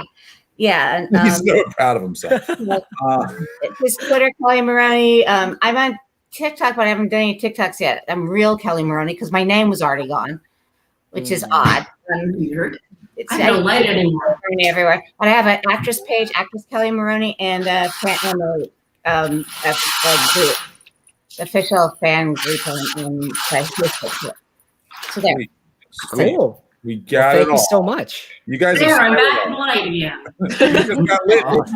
Just got lit. I'll let you go. What was happening? It's pitch black outside. I have this big window that I just depend on the light from outside, and it's pitch black out there. So now I'm bouncing off my shade. I'm watching you, and it's getting darker and darker. I know. I'm sort of getting closer to the. Kathy wins the award for most different lighting angles. You know what that means? We've kept you a little bit long. Have dinner, have a drink, have a martini. You guys can hang out all night, but I feel horrible. It's been an hour. I want to ask you some questions, so I have to come back and interview you in return. Awesome. Yeah, that's really fun. Yeah. All right. Very cool. All right, Carl. All right, you guys, this was super fun. It was great meeting you in person. Great Thank meeting you. Thanks for having us. And thanks Yes, for this was such an honor. Thank you so much. It really was. Thanks. And I admire your guys' work too, by the way. Thank you so much. being here. Take care. Talk to you soon. Take care. Okay. Bye. Bye. All right. Wow, what? Oh, they're great. Oh my God, that was so cool. They're some of the nicest, For like, real. awesome For real, people, like down to earth. Dude, Oh, I was just like- fangirling so hard. Yeah. I was trying not to show it. Dude, the last Starfighter was like my Jimmy Jam. Oh, I know. My Jimmy Oh, Jam. I know.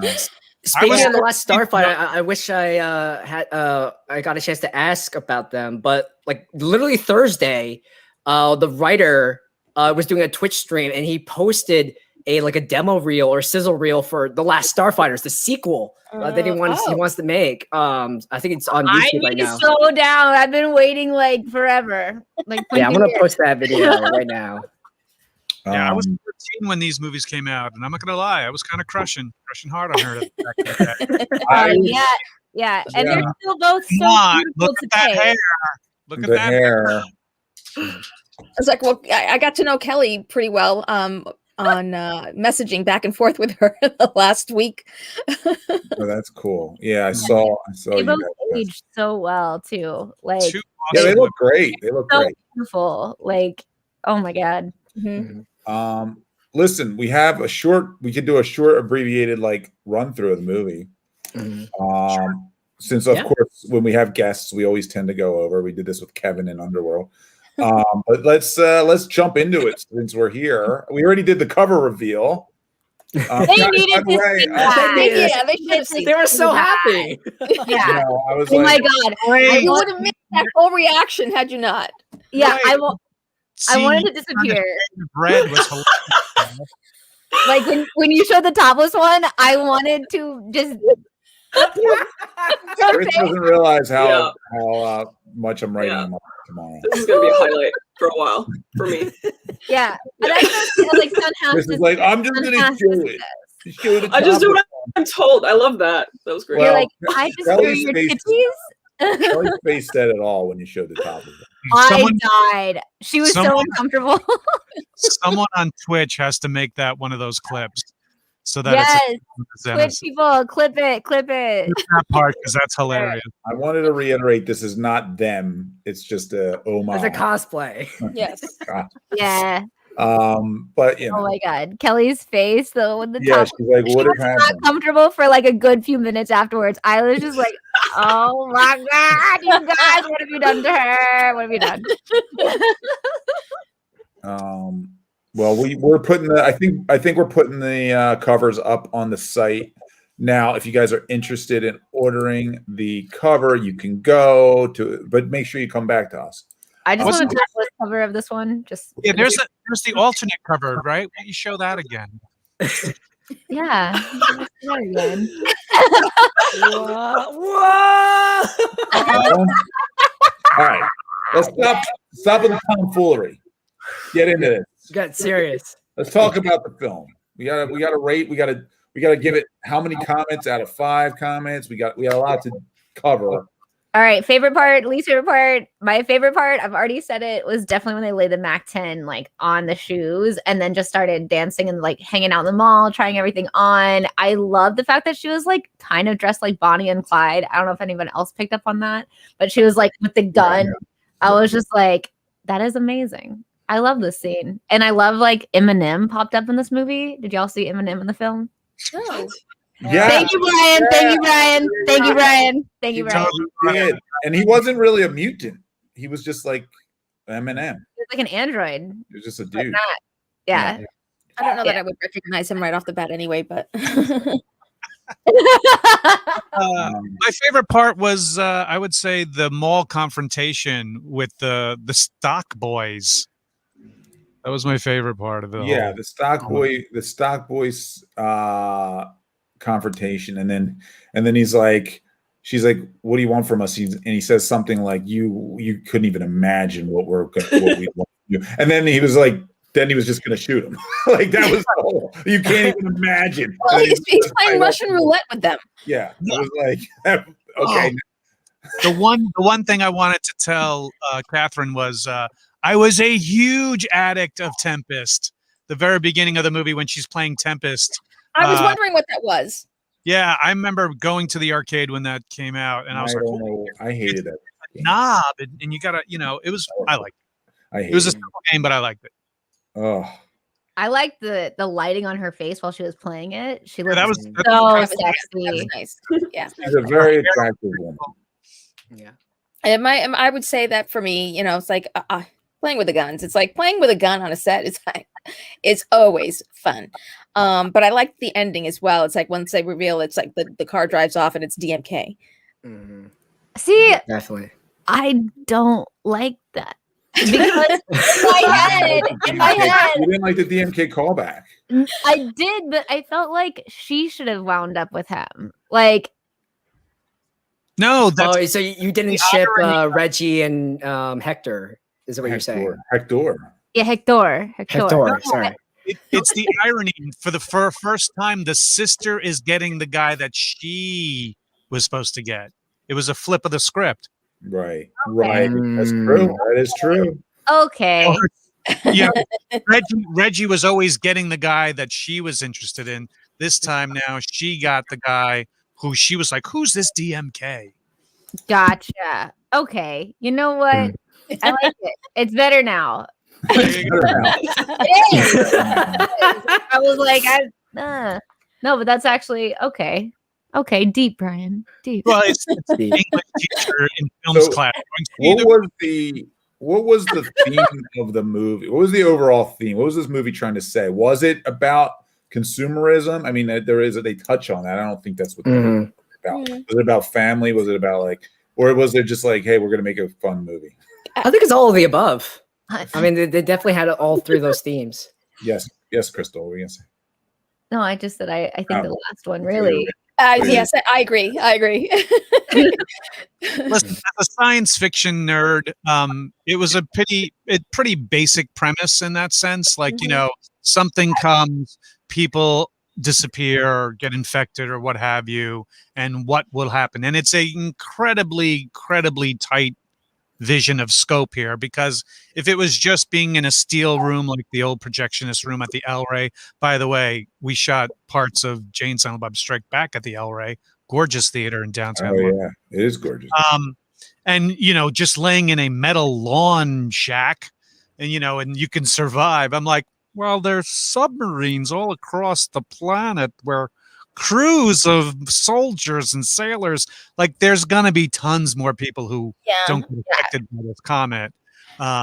Anybody who worked a night shift in some steel building is like, what's going on? Yeah. My other thought was as well, it's like, all right, this was one side of the planet. It's like, is the other side affected as well? Well, they said that the Newfoundland. It was Newfoundland, which is Canada. Newfoundland. Australia and being like, crikey, look at that comet. I mean, because usually it's only visible and we didn't really. Who knows? Right. That's a good question. That's the way my brain always works when I'm watching something. Logic. It's like it gets too logical. You got to make a logic leap in this movie. I think a leap of logic. Animals. Do the animals get all zombified as well? Well, yeah, Fluffy. Well, Fluffy did. The dog. That's right. The dog. The guy got dusted. So who were they eating? They were eating the people that were left behind, like that were in a steel case. Like, is that who they were eating? What were they eating? Well, and so half the people, or most of them, just disappeared, turned to dust. Right. But then you got zombies from the other one. So were they slightly covered? But they were slightly affected. Yes, they got a slower mutation or slower degradation of their bodies. So all right, yeah, cool. Yeah. The dialogue. The dialogue for this film, I wrote down so many quotes. Okay, one of my favorite quotes, I don't remember all of it, but when the sister was talking to her mom and she was like, you got your own asshole, you don't need him. Oh, like that's right. That was such a good line. I lost my shit. Isn't that what she punches her for? No. Yeah. Yes. They slap each other. Then Doris punches her. They slap each other. And then she gets punched like across the room. Yeah, like what if that's your stepmom punching you in the face? Just look at like that. I forgot. I wanted to ask about that. I tried to. I was like, you did your own stunts, right? Like the punch in the face, but I don't know if it came through all the way. But yeah, I thought that was kind of awesome. And like just the cheesy lines in this make it a lot better for me personally. I love when she's like, Sam, they said you were dead. And then she's like, they were exaggerating totally. Like, I don't know. I was just like, oh my God, this is amazing. I did wonder where they shot though, and if they had to kind of block the streets and stuff. But back then in the 80s, I guess downtown LA wasn't like the thing. Downtown was dangerous. You didn't even want to be down there. Yeah, you didn't want to be there. That's crazy. Yeah, I mean, I don't know, 80s. I knew in the 2000s you didn't really want to be there. And the interiors, being myself and Marilyn have done a lot of theater. The interiors looked incredibly like stage theater sets, like that radio station, the guy's mother's house, the bathroom, the science lab. It was literally like Hollywood flats that only went 6 to 8 feet tall. They made sure they lit things so dark where it was just the person being lit because they just had no sets. So to be honest with you, their greatest get was getting downtown without nobody around. And it's funny because she crosses that one bridge over the highway in downtown Los Angeles, which is the exact same bridge as the Terminator when he turns that big gasoline tanker and chases her down. I was like, look, another thing that like they literally were bumping into each other like we're at the bridge next. Okay, the one thing about that bridge though, it's like there was a traffic light in the middle of it, and I'm like, all right, what is that a traffic light for? It's like, is there a cross street on the bridge? The bridge traffic light. Everybody, you never know if the don't cross against the light. Boat's gonna come.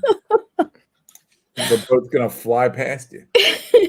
I just love all the guerrilla filming techniques. Like speaking about all the the empty streets and the lack of traffic. I know there's like one particular scene is like that dream sequence where Kelli or Sam, they're driving and she's drinking while driving, and the two motorbikes that were following her, they were not actually extras. They were cops that were literally ferrying traffic to close them off. And they're like, hey guys, we need to finish this up real quickly. Can you be in our shot real quick? And so those cops got like a random cameo in the movie, which is really cool. Nice. I do think one of the moments I want to ask everybody what their like most cringe moment was. Mine was like when I realized there was like she was doing the double dream. So she goes and she has the dream where she's pulled over and the cop's a zombie and pulls her out, and then she wakes up, but she's not really awake. She's still asleep. Get naked because it's a zombie. And then she gets the lingerie, but she's only supposed to be 16 in the movie. It hit me later. She was supposed to be 16, and she's like in this little lingerie get up, and then she gets attacked again, and then she wakes up again. So they do a double full.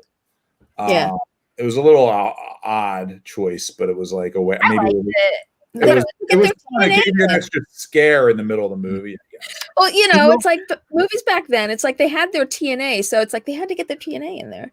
Yeah. Well, TNA. I mean, we're going to complain here at Zenoscope about TNA. Hey, Brian. I was just saying. I gotta mute anyway, the cringe moment for me was when she was like talking to Hector and about something, and she's like, "This isn't no date night in the barrio or whatever it was," and he was just like, "What?" And he's like, "Date night in the barrio, whatever he said." It was very obviously racist in that sense. But I was just like, yeah, that today would be like, I don't know about. Oh, I think the worst thing that would happen today would be like, oh, the last man on the planet is gay, or she says the F word. Yeah, she says the F word. She says that. And I was like, oh, we don't say that word anymore. Different time, ladies and gentlemen. Yeah. It was. When you watch stuff like that, you're just like, oh man, they were just so out with it. Like, yeah, this film was great. I loved it. It's funny because I didn't remember whether I had seen it at all, and it was until the comet and everybody disintegrating. I'm like, oh yeah, okay, I think I remember that. Yeah, He's a gentleman. way many times as a kid, and then haven't watched it since, which was interesting to rewatch it now. It was funny when I first turned it on. It was like everything and anything you can think of 80s started this movie, especially the music. The music was awesome. I love it. Actually, I was surprised. Keyboard. We're gonna use every keyboard we got to make this track. And then we're gonna have the girls held up at a radio station where we got more music. Yeah, the couch looked like a colon. Literally, it was like the 80s magnet scramble on your fridge, where it was like, okay, 80s dance scene, getting shit done to music. Let's go shopping at the mall. And mall. Everything you can think of was about the 80s in this movie. Yeah. And Kelly's outfit, like both of the outfits, but she had like the leg warmers and the tights, like the classic workout, and then the cheerleader outfit. I was like, oh, I love it. Yeah, I actually really liked this film. Like it was so cheesy. It was the perfect amount. Like it's good. Yes. It was a good film.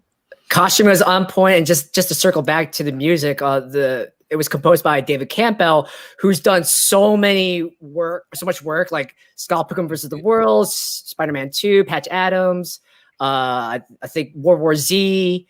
He's done so much music in the past, like 2 or 3 decades. So went really heavy on the synths, which is perfect for this movie. I loved it. Yeah, I did not like the last song. I hated the song that it ended with. I didn't love that song either. Yeah, I just felt like it did not fit the rest. I felt like the last, like it just didn't fit the movie, and it kind of threw me out a little bit. Like right at the end too, I was like, Yeah, it was definitely not it was something that it almost felt like an afterthought, like, oh shit, we have no music for the credits in the end. Oh, I know, let's do this. The other thing I was like, y'all were like, oh, it's about family and blah, blah, blah. I'm like, yo, when that helicopter came, Catherine was like, yo, I'm out. We'll see you. We cool. All right, I'm out. I'm going back to the base. And I was like, whoa, I thought you guys were looking out for each other, and you're leaving her with some wacko scientists back still at the place where all the other zombies were at. I was like, I don't think this sister relationship's really working out. Poor choices. I was wondering why Hector, when he went to go see his family, What's up, Twitch fam? I see y'all. It's like he gets out, he's running out of the house because of the kid zombie, but why doesn't he get back into the truck? Yeah, he just ran away. I don't know if his truck ran out of gas, but he picks up a new ride. So I love the new ride with the white walls. Oh, I was like, yes. I guess it's like they had this really cool ride that they wanted to fit in there, so it's like this will be probably the best. This is half the budget. We have to use it. I was just thinking that that's the budget right there. As he's climbing out of the window and he's like, yo, there goes the neighborhood. I was like, little white kids are destroying their neighborhood. What's that? Right, it was funny. That zombie. Oh, sorry. No, go ahead, Chris. I was gonna just real quick. The zombie kid. That's the real life kid of the actress who played Doris. Oh. Yeah. Oh. Okay. Interesting. I also want to know. Sorry. Go ahead, Krystle. You go. At the beginning, like when you asked about if it was stock footage or extras, the opening scene is like this one older woman, and I really want to know if that's like the producer's mom or the director's mom, like because she's just in it for a very long time, and I was like, that's someone's mom. Yeah. Nepotism. That's funny.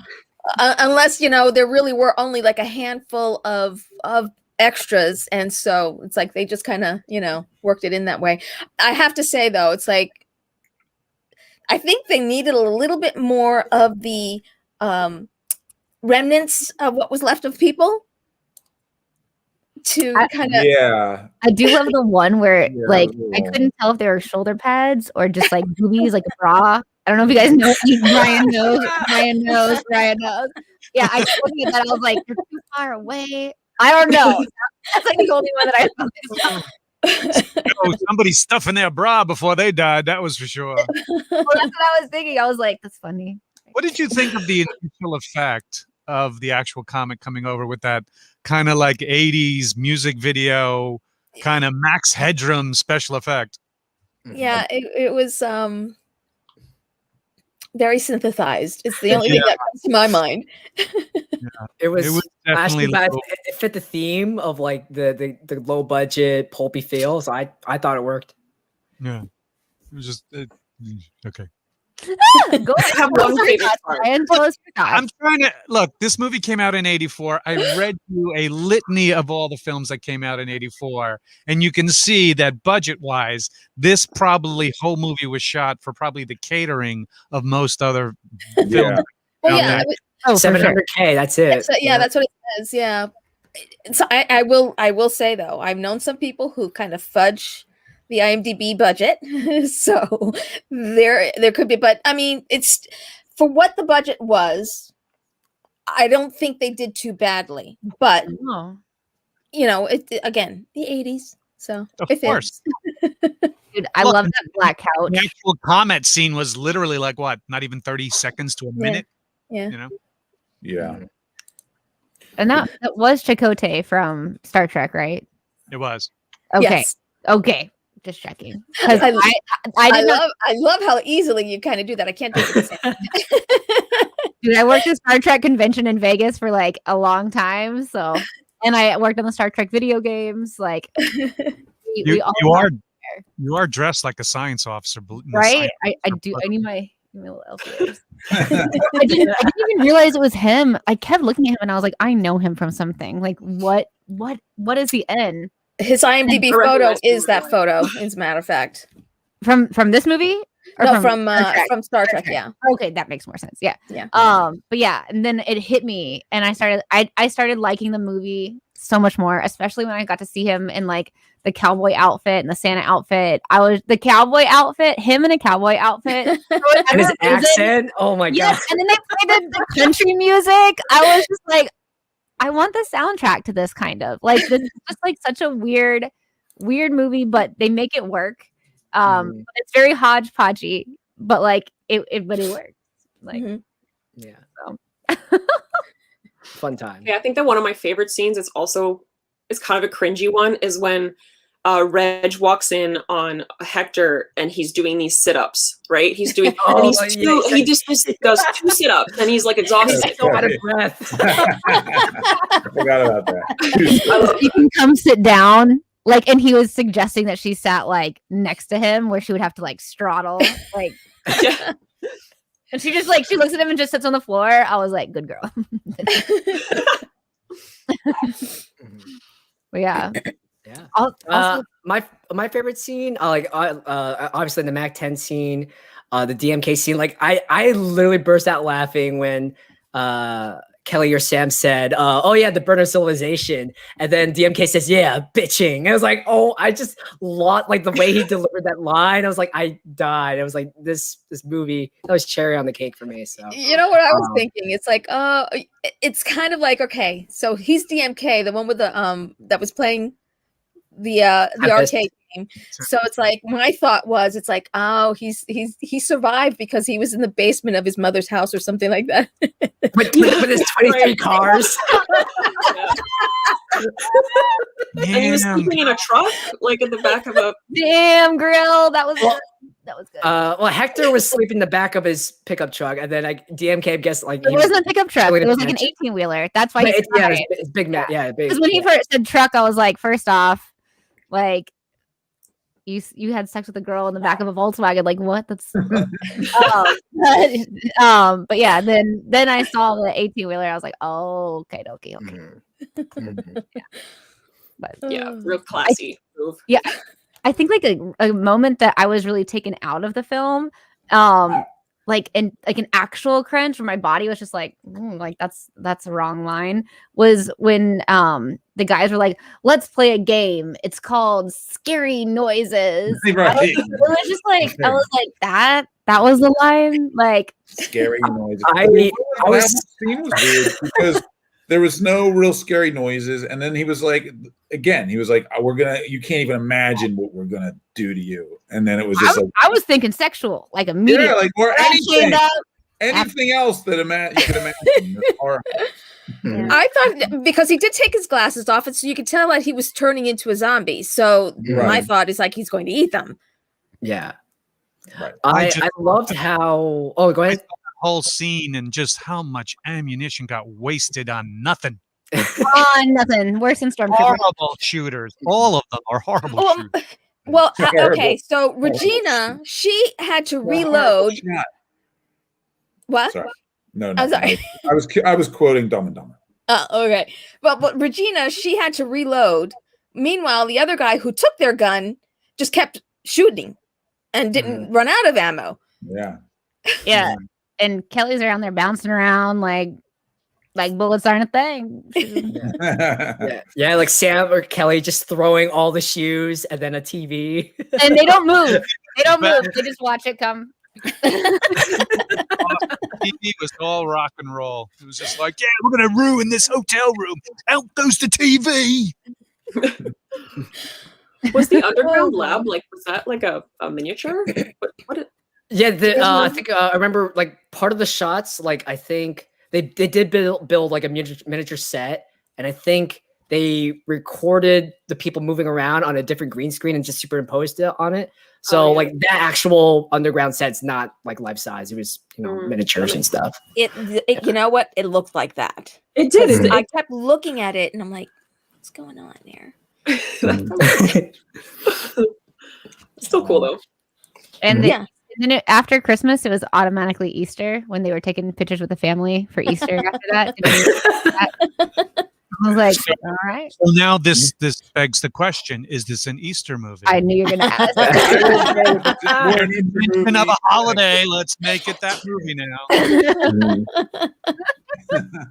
But it really was a Christmas movie. He was Christmas movie. They've got Feliz Navidad, all the Christmas trees. Come on. Stop it, please.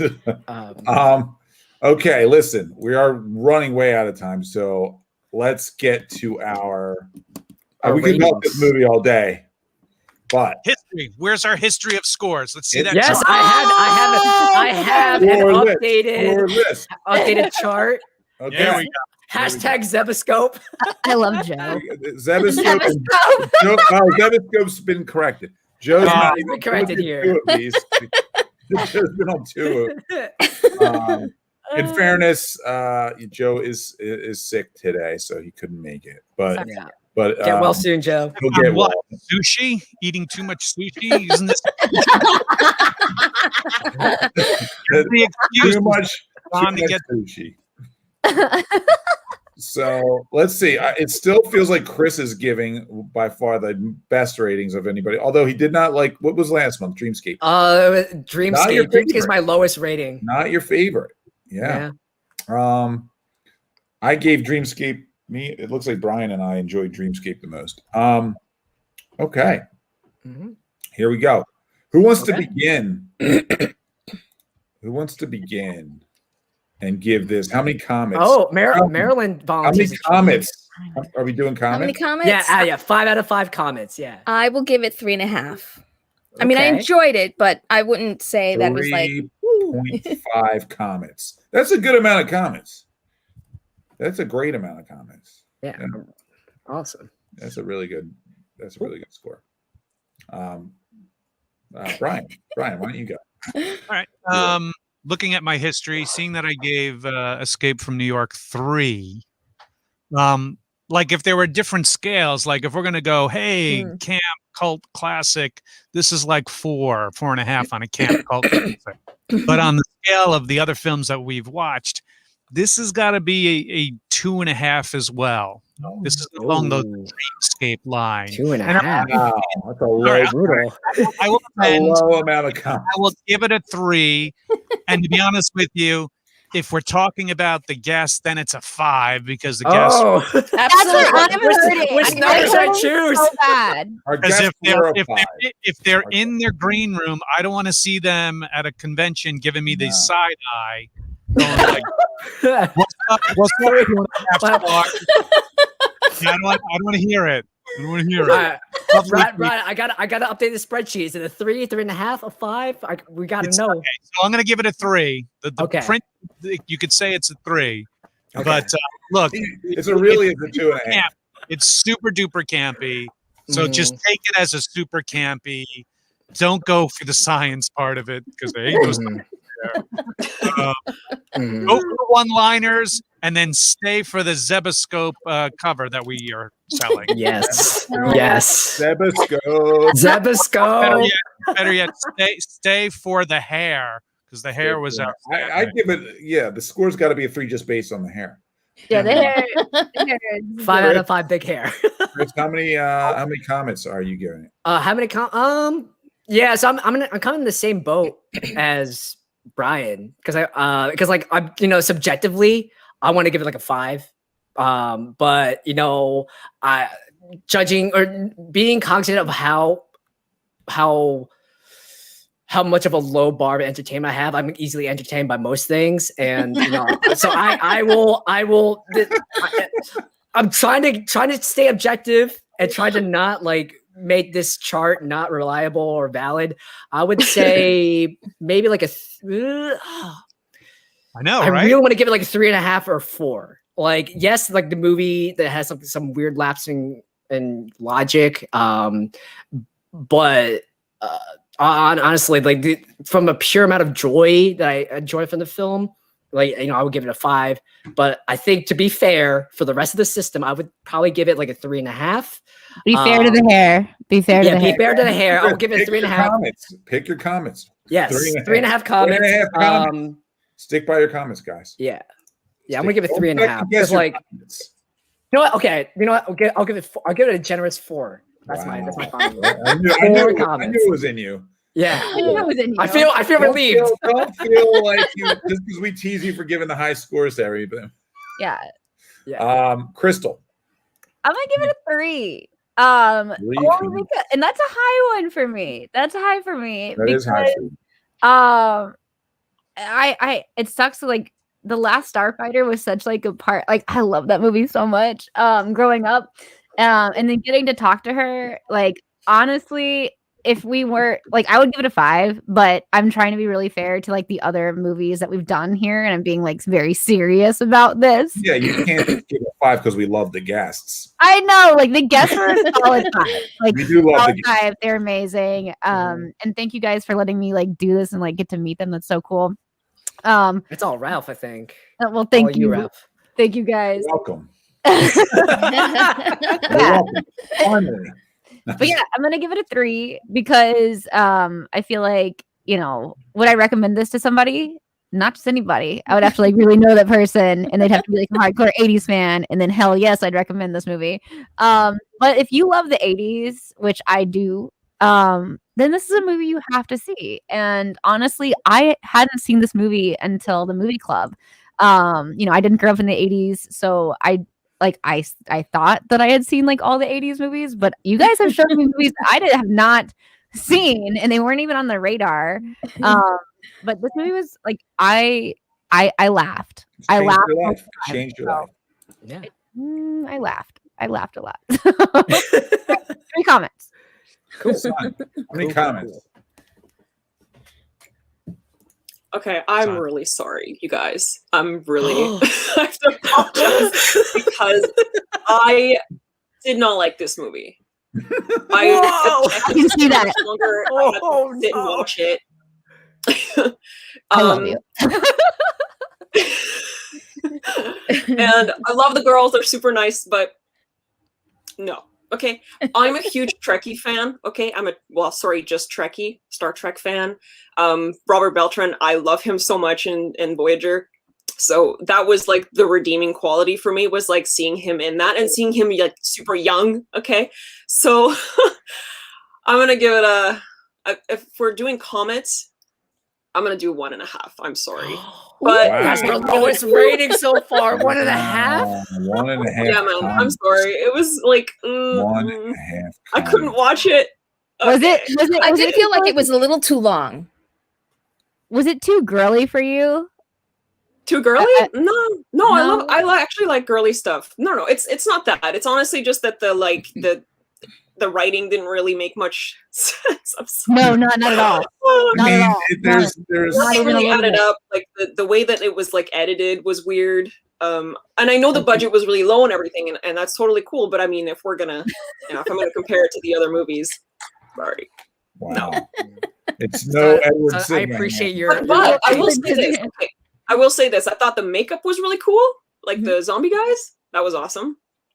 And the cityscapes, like just the visuals were really good, and that's why I'm giving it not 0 or 1. For the art direction, it sounds like you're giving the art direction good stuff. Trying. Yeah. Okay.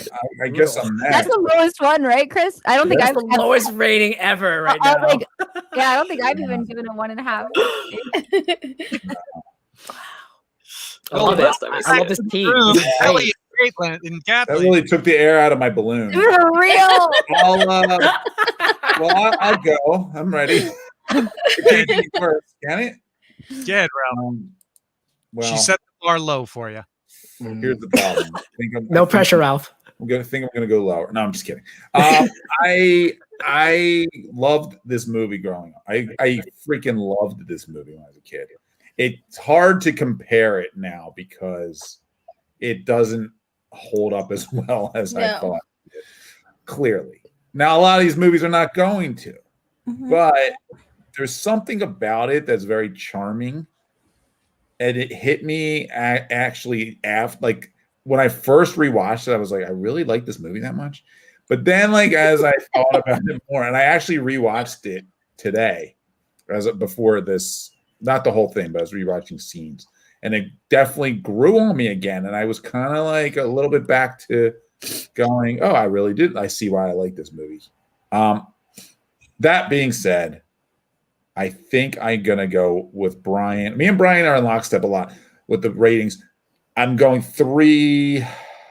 I'm torn between the 3 and the 3.5. I'm going to go 3 Comets. 3, okay. 3 Comets out of 5, which is a good rating. I feel like it's solid. No, it's a good. That's higher than most of my other ones. If I didn't see this movie as a kid, I might have gone lower. I can't really say. See, I mean, I was torn with the 3 or 3.5. It's like, and why I went to 3.5, I don't even know. But well, you're amazing, and you don't. I think that's what it was. It's like they kind of swayed me a little bit. And when they talk about it, you see the passion in the movie with them, and you're kind of like, oh wow, like that's. But without letting them tilt me to a 4 or 5, if I'm staying realistic, I'm going to give it a 3 Comet rating. Yeah. Like if we hadn't just talked to them, I probably would have given it lower as well. But then when you get to hear their side of the story, and you just kind of, it's really, it's like you said, charming. It's a. So. And if we here's the thing, I think they're great in it. Like for whatever you want to say, they're really good. With the material they were given to do, they were terrific with it. And she handled the Mac 10s like a pro, yo. They could have been in Boys in the Hood for that matter. Why not? The corniness of a lot of the science part of it. Like, we didn't even talk about the female who came out and who's like, I'm going to stop this program because I think it's bullshit.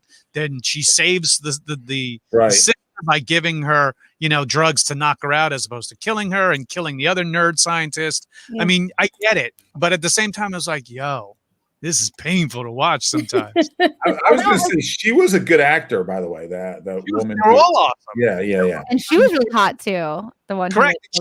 She was in a couple of other great films as well. Okay, her lips look very familiar to me. Chuck says Chris has earned his respect because you said 4 Comets. Yeah.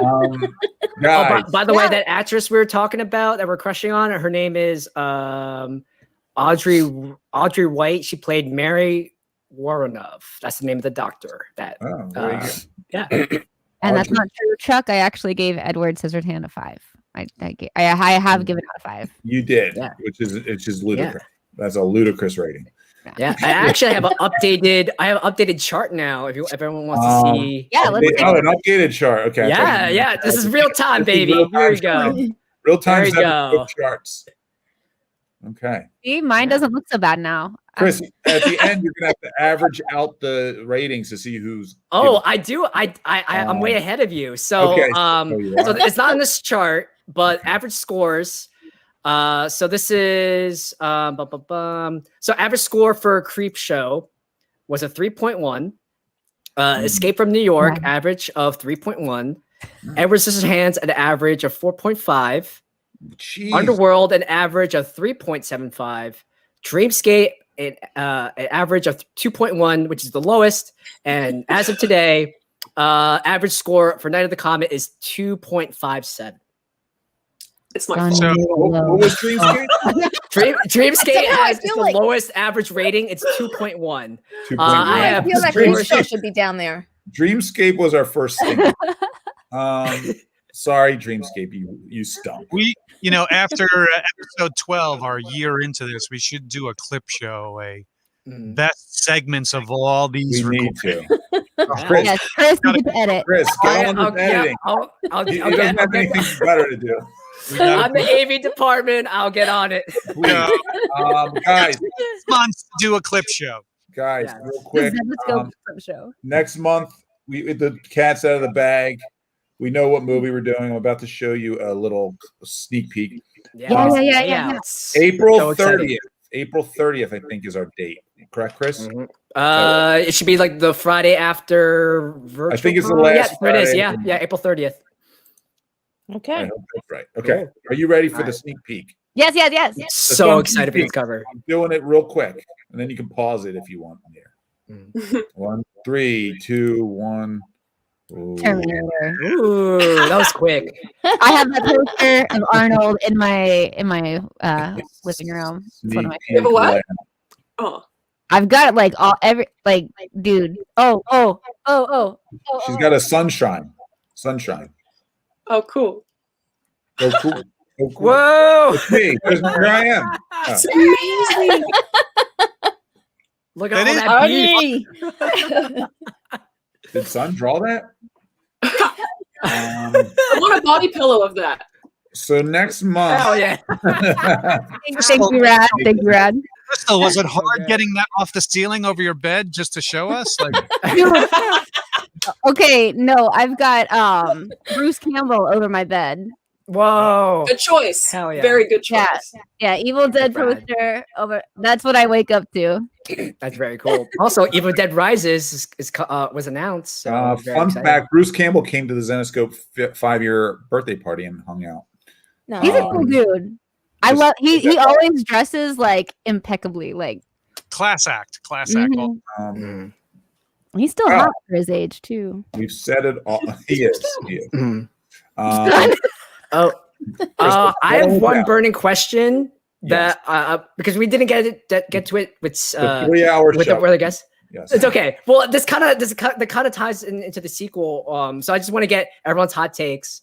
So there was an article last year. Oh geez, I had this before.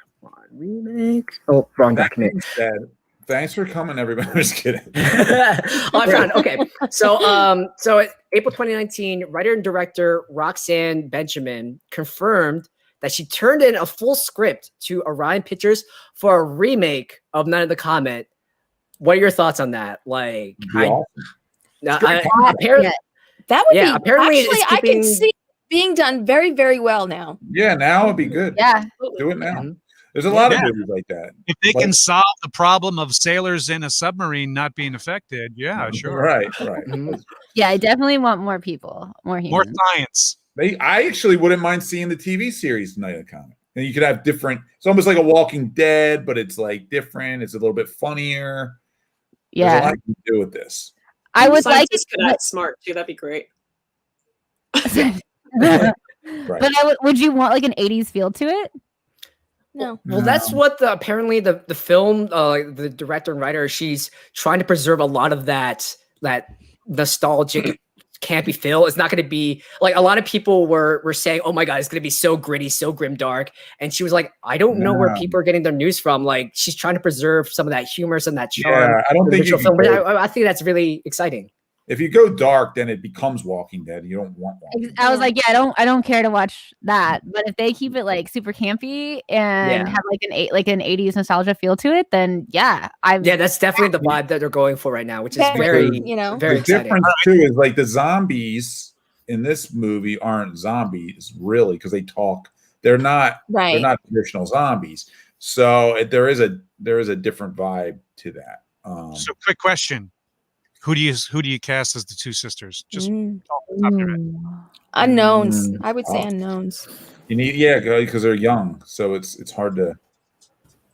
That's true. Actually, all the actresses that I was going to say are now in their 30s. Yeah, like what do you? Yeah, unknowns. Go unknowns for sure. There you go. Mm-hmm. How old were they when they were in this? Like mid-20s. I think Catherine was 25. And I'm sure Kelly was a few years younger. Okay, because they looked in their 20s, but I was like, wait, she's 16? I think Catherine was 25. Yeah. Okay. Cool. Cool. All right. We've said it all, guys. We said it all. I love it. And I appreciate you all. And appreciate you. Sorry I missed you. Thank you so much for being amazing guests. Thank you for staying late on a Friday night. And, this is always fun. Always. Hell yeah. And I did not forget. I'm gonna send both 2 showcases to you, to the rest of you. Just for people in the comment section. We both have we have the regular version on sale, literally on sale on the website right now. This 250 print version comes with the collectible sticker for your poster program. So we'll post the link again. But this is the regular cover. This is the Z-rated cover. Yeah. And if you're a part of the showcase program, you get this awesome showcase version of the regular cover and a mini art print. So if you have any questions, shoot us an email at info@zscope.com. And again, thank you to all our guests, especially Sun. Thank you for working on these. Let's give everybody a plus. Brian, you have your stuff up there, so let me throw this up. People can follow me on Facebook, Brian C. O'Halloran, YouTube channel for my show, The O'Halloran, Twitch TV, Brian C. O'Halloran, Twitter is Brian C. O'Halloran, and Instagram, Brian C. O'Halloran as well. If you want to follow along for my actual podcast, by all means, follow along The O'Halloran, Facebook, YouTube, Twitch TV, Twitter, and Instagram. Sweet. Thank you. You need a TikTok on there, man. No, TikTok, Brian's TikTok. The communist Chinese government having my information. So he blacks out. Turned me off. Marilyn is on. You're Marilyn Ghigliotti. Pretty much across the board, yeah. Instagram, right, across the board. Instagram, Facebook, and Twitter. Twitter is also that Clerks Girl. Oh yeah, Twitter, that Clerks Girl. I always forget that. That's what's here. But I think if you put in my name, it should come up. No, we put in your handle. That's what we do here. Okay, that Clerks Girl. Read it. Remember it. Sun is at Sun Khamunaki on IG, right? On Instagram. Yeah. Sun also has a Patreon at Art of Sun. Ooh, very nice. Cool stuff on there. You guys should check and then Krystle, you're Krystle Starr X, if I'm not mistaken. I am. Yep. There you go. Yep. Mm-hmm. That is correct. On all the things. Krystle, are you streaming after this? I am. Cool. Everyone rate our stream. And I've got a lot of the Twitch people here. So what's up, Twitch man? Twitch people. Yeah, they're the ones who actually sent me the Arnold poster. Oh, that's awesome. I love it. Anything else before I let us all get back to our evening? I need a drink. Grab those movie covers and have a great weekend. Stay safe. Have a great week. You too. And Terminator, guys. Terminator. Get ready. Looking forward to it. I'm really excited about that one. I like that one. This is me saying peace Out. Bye, everyone. Have a good weekend. Bye.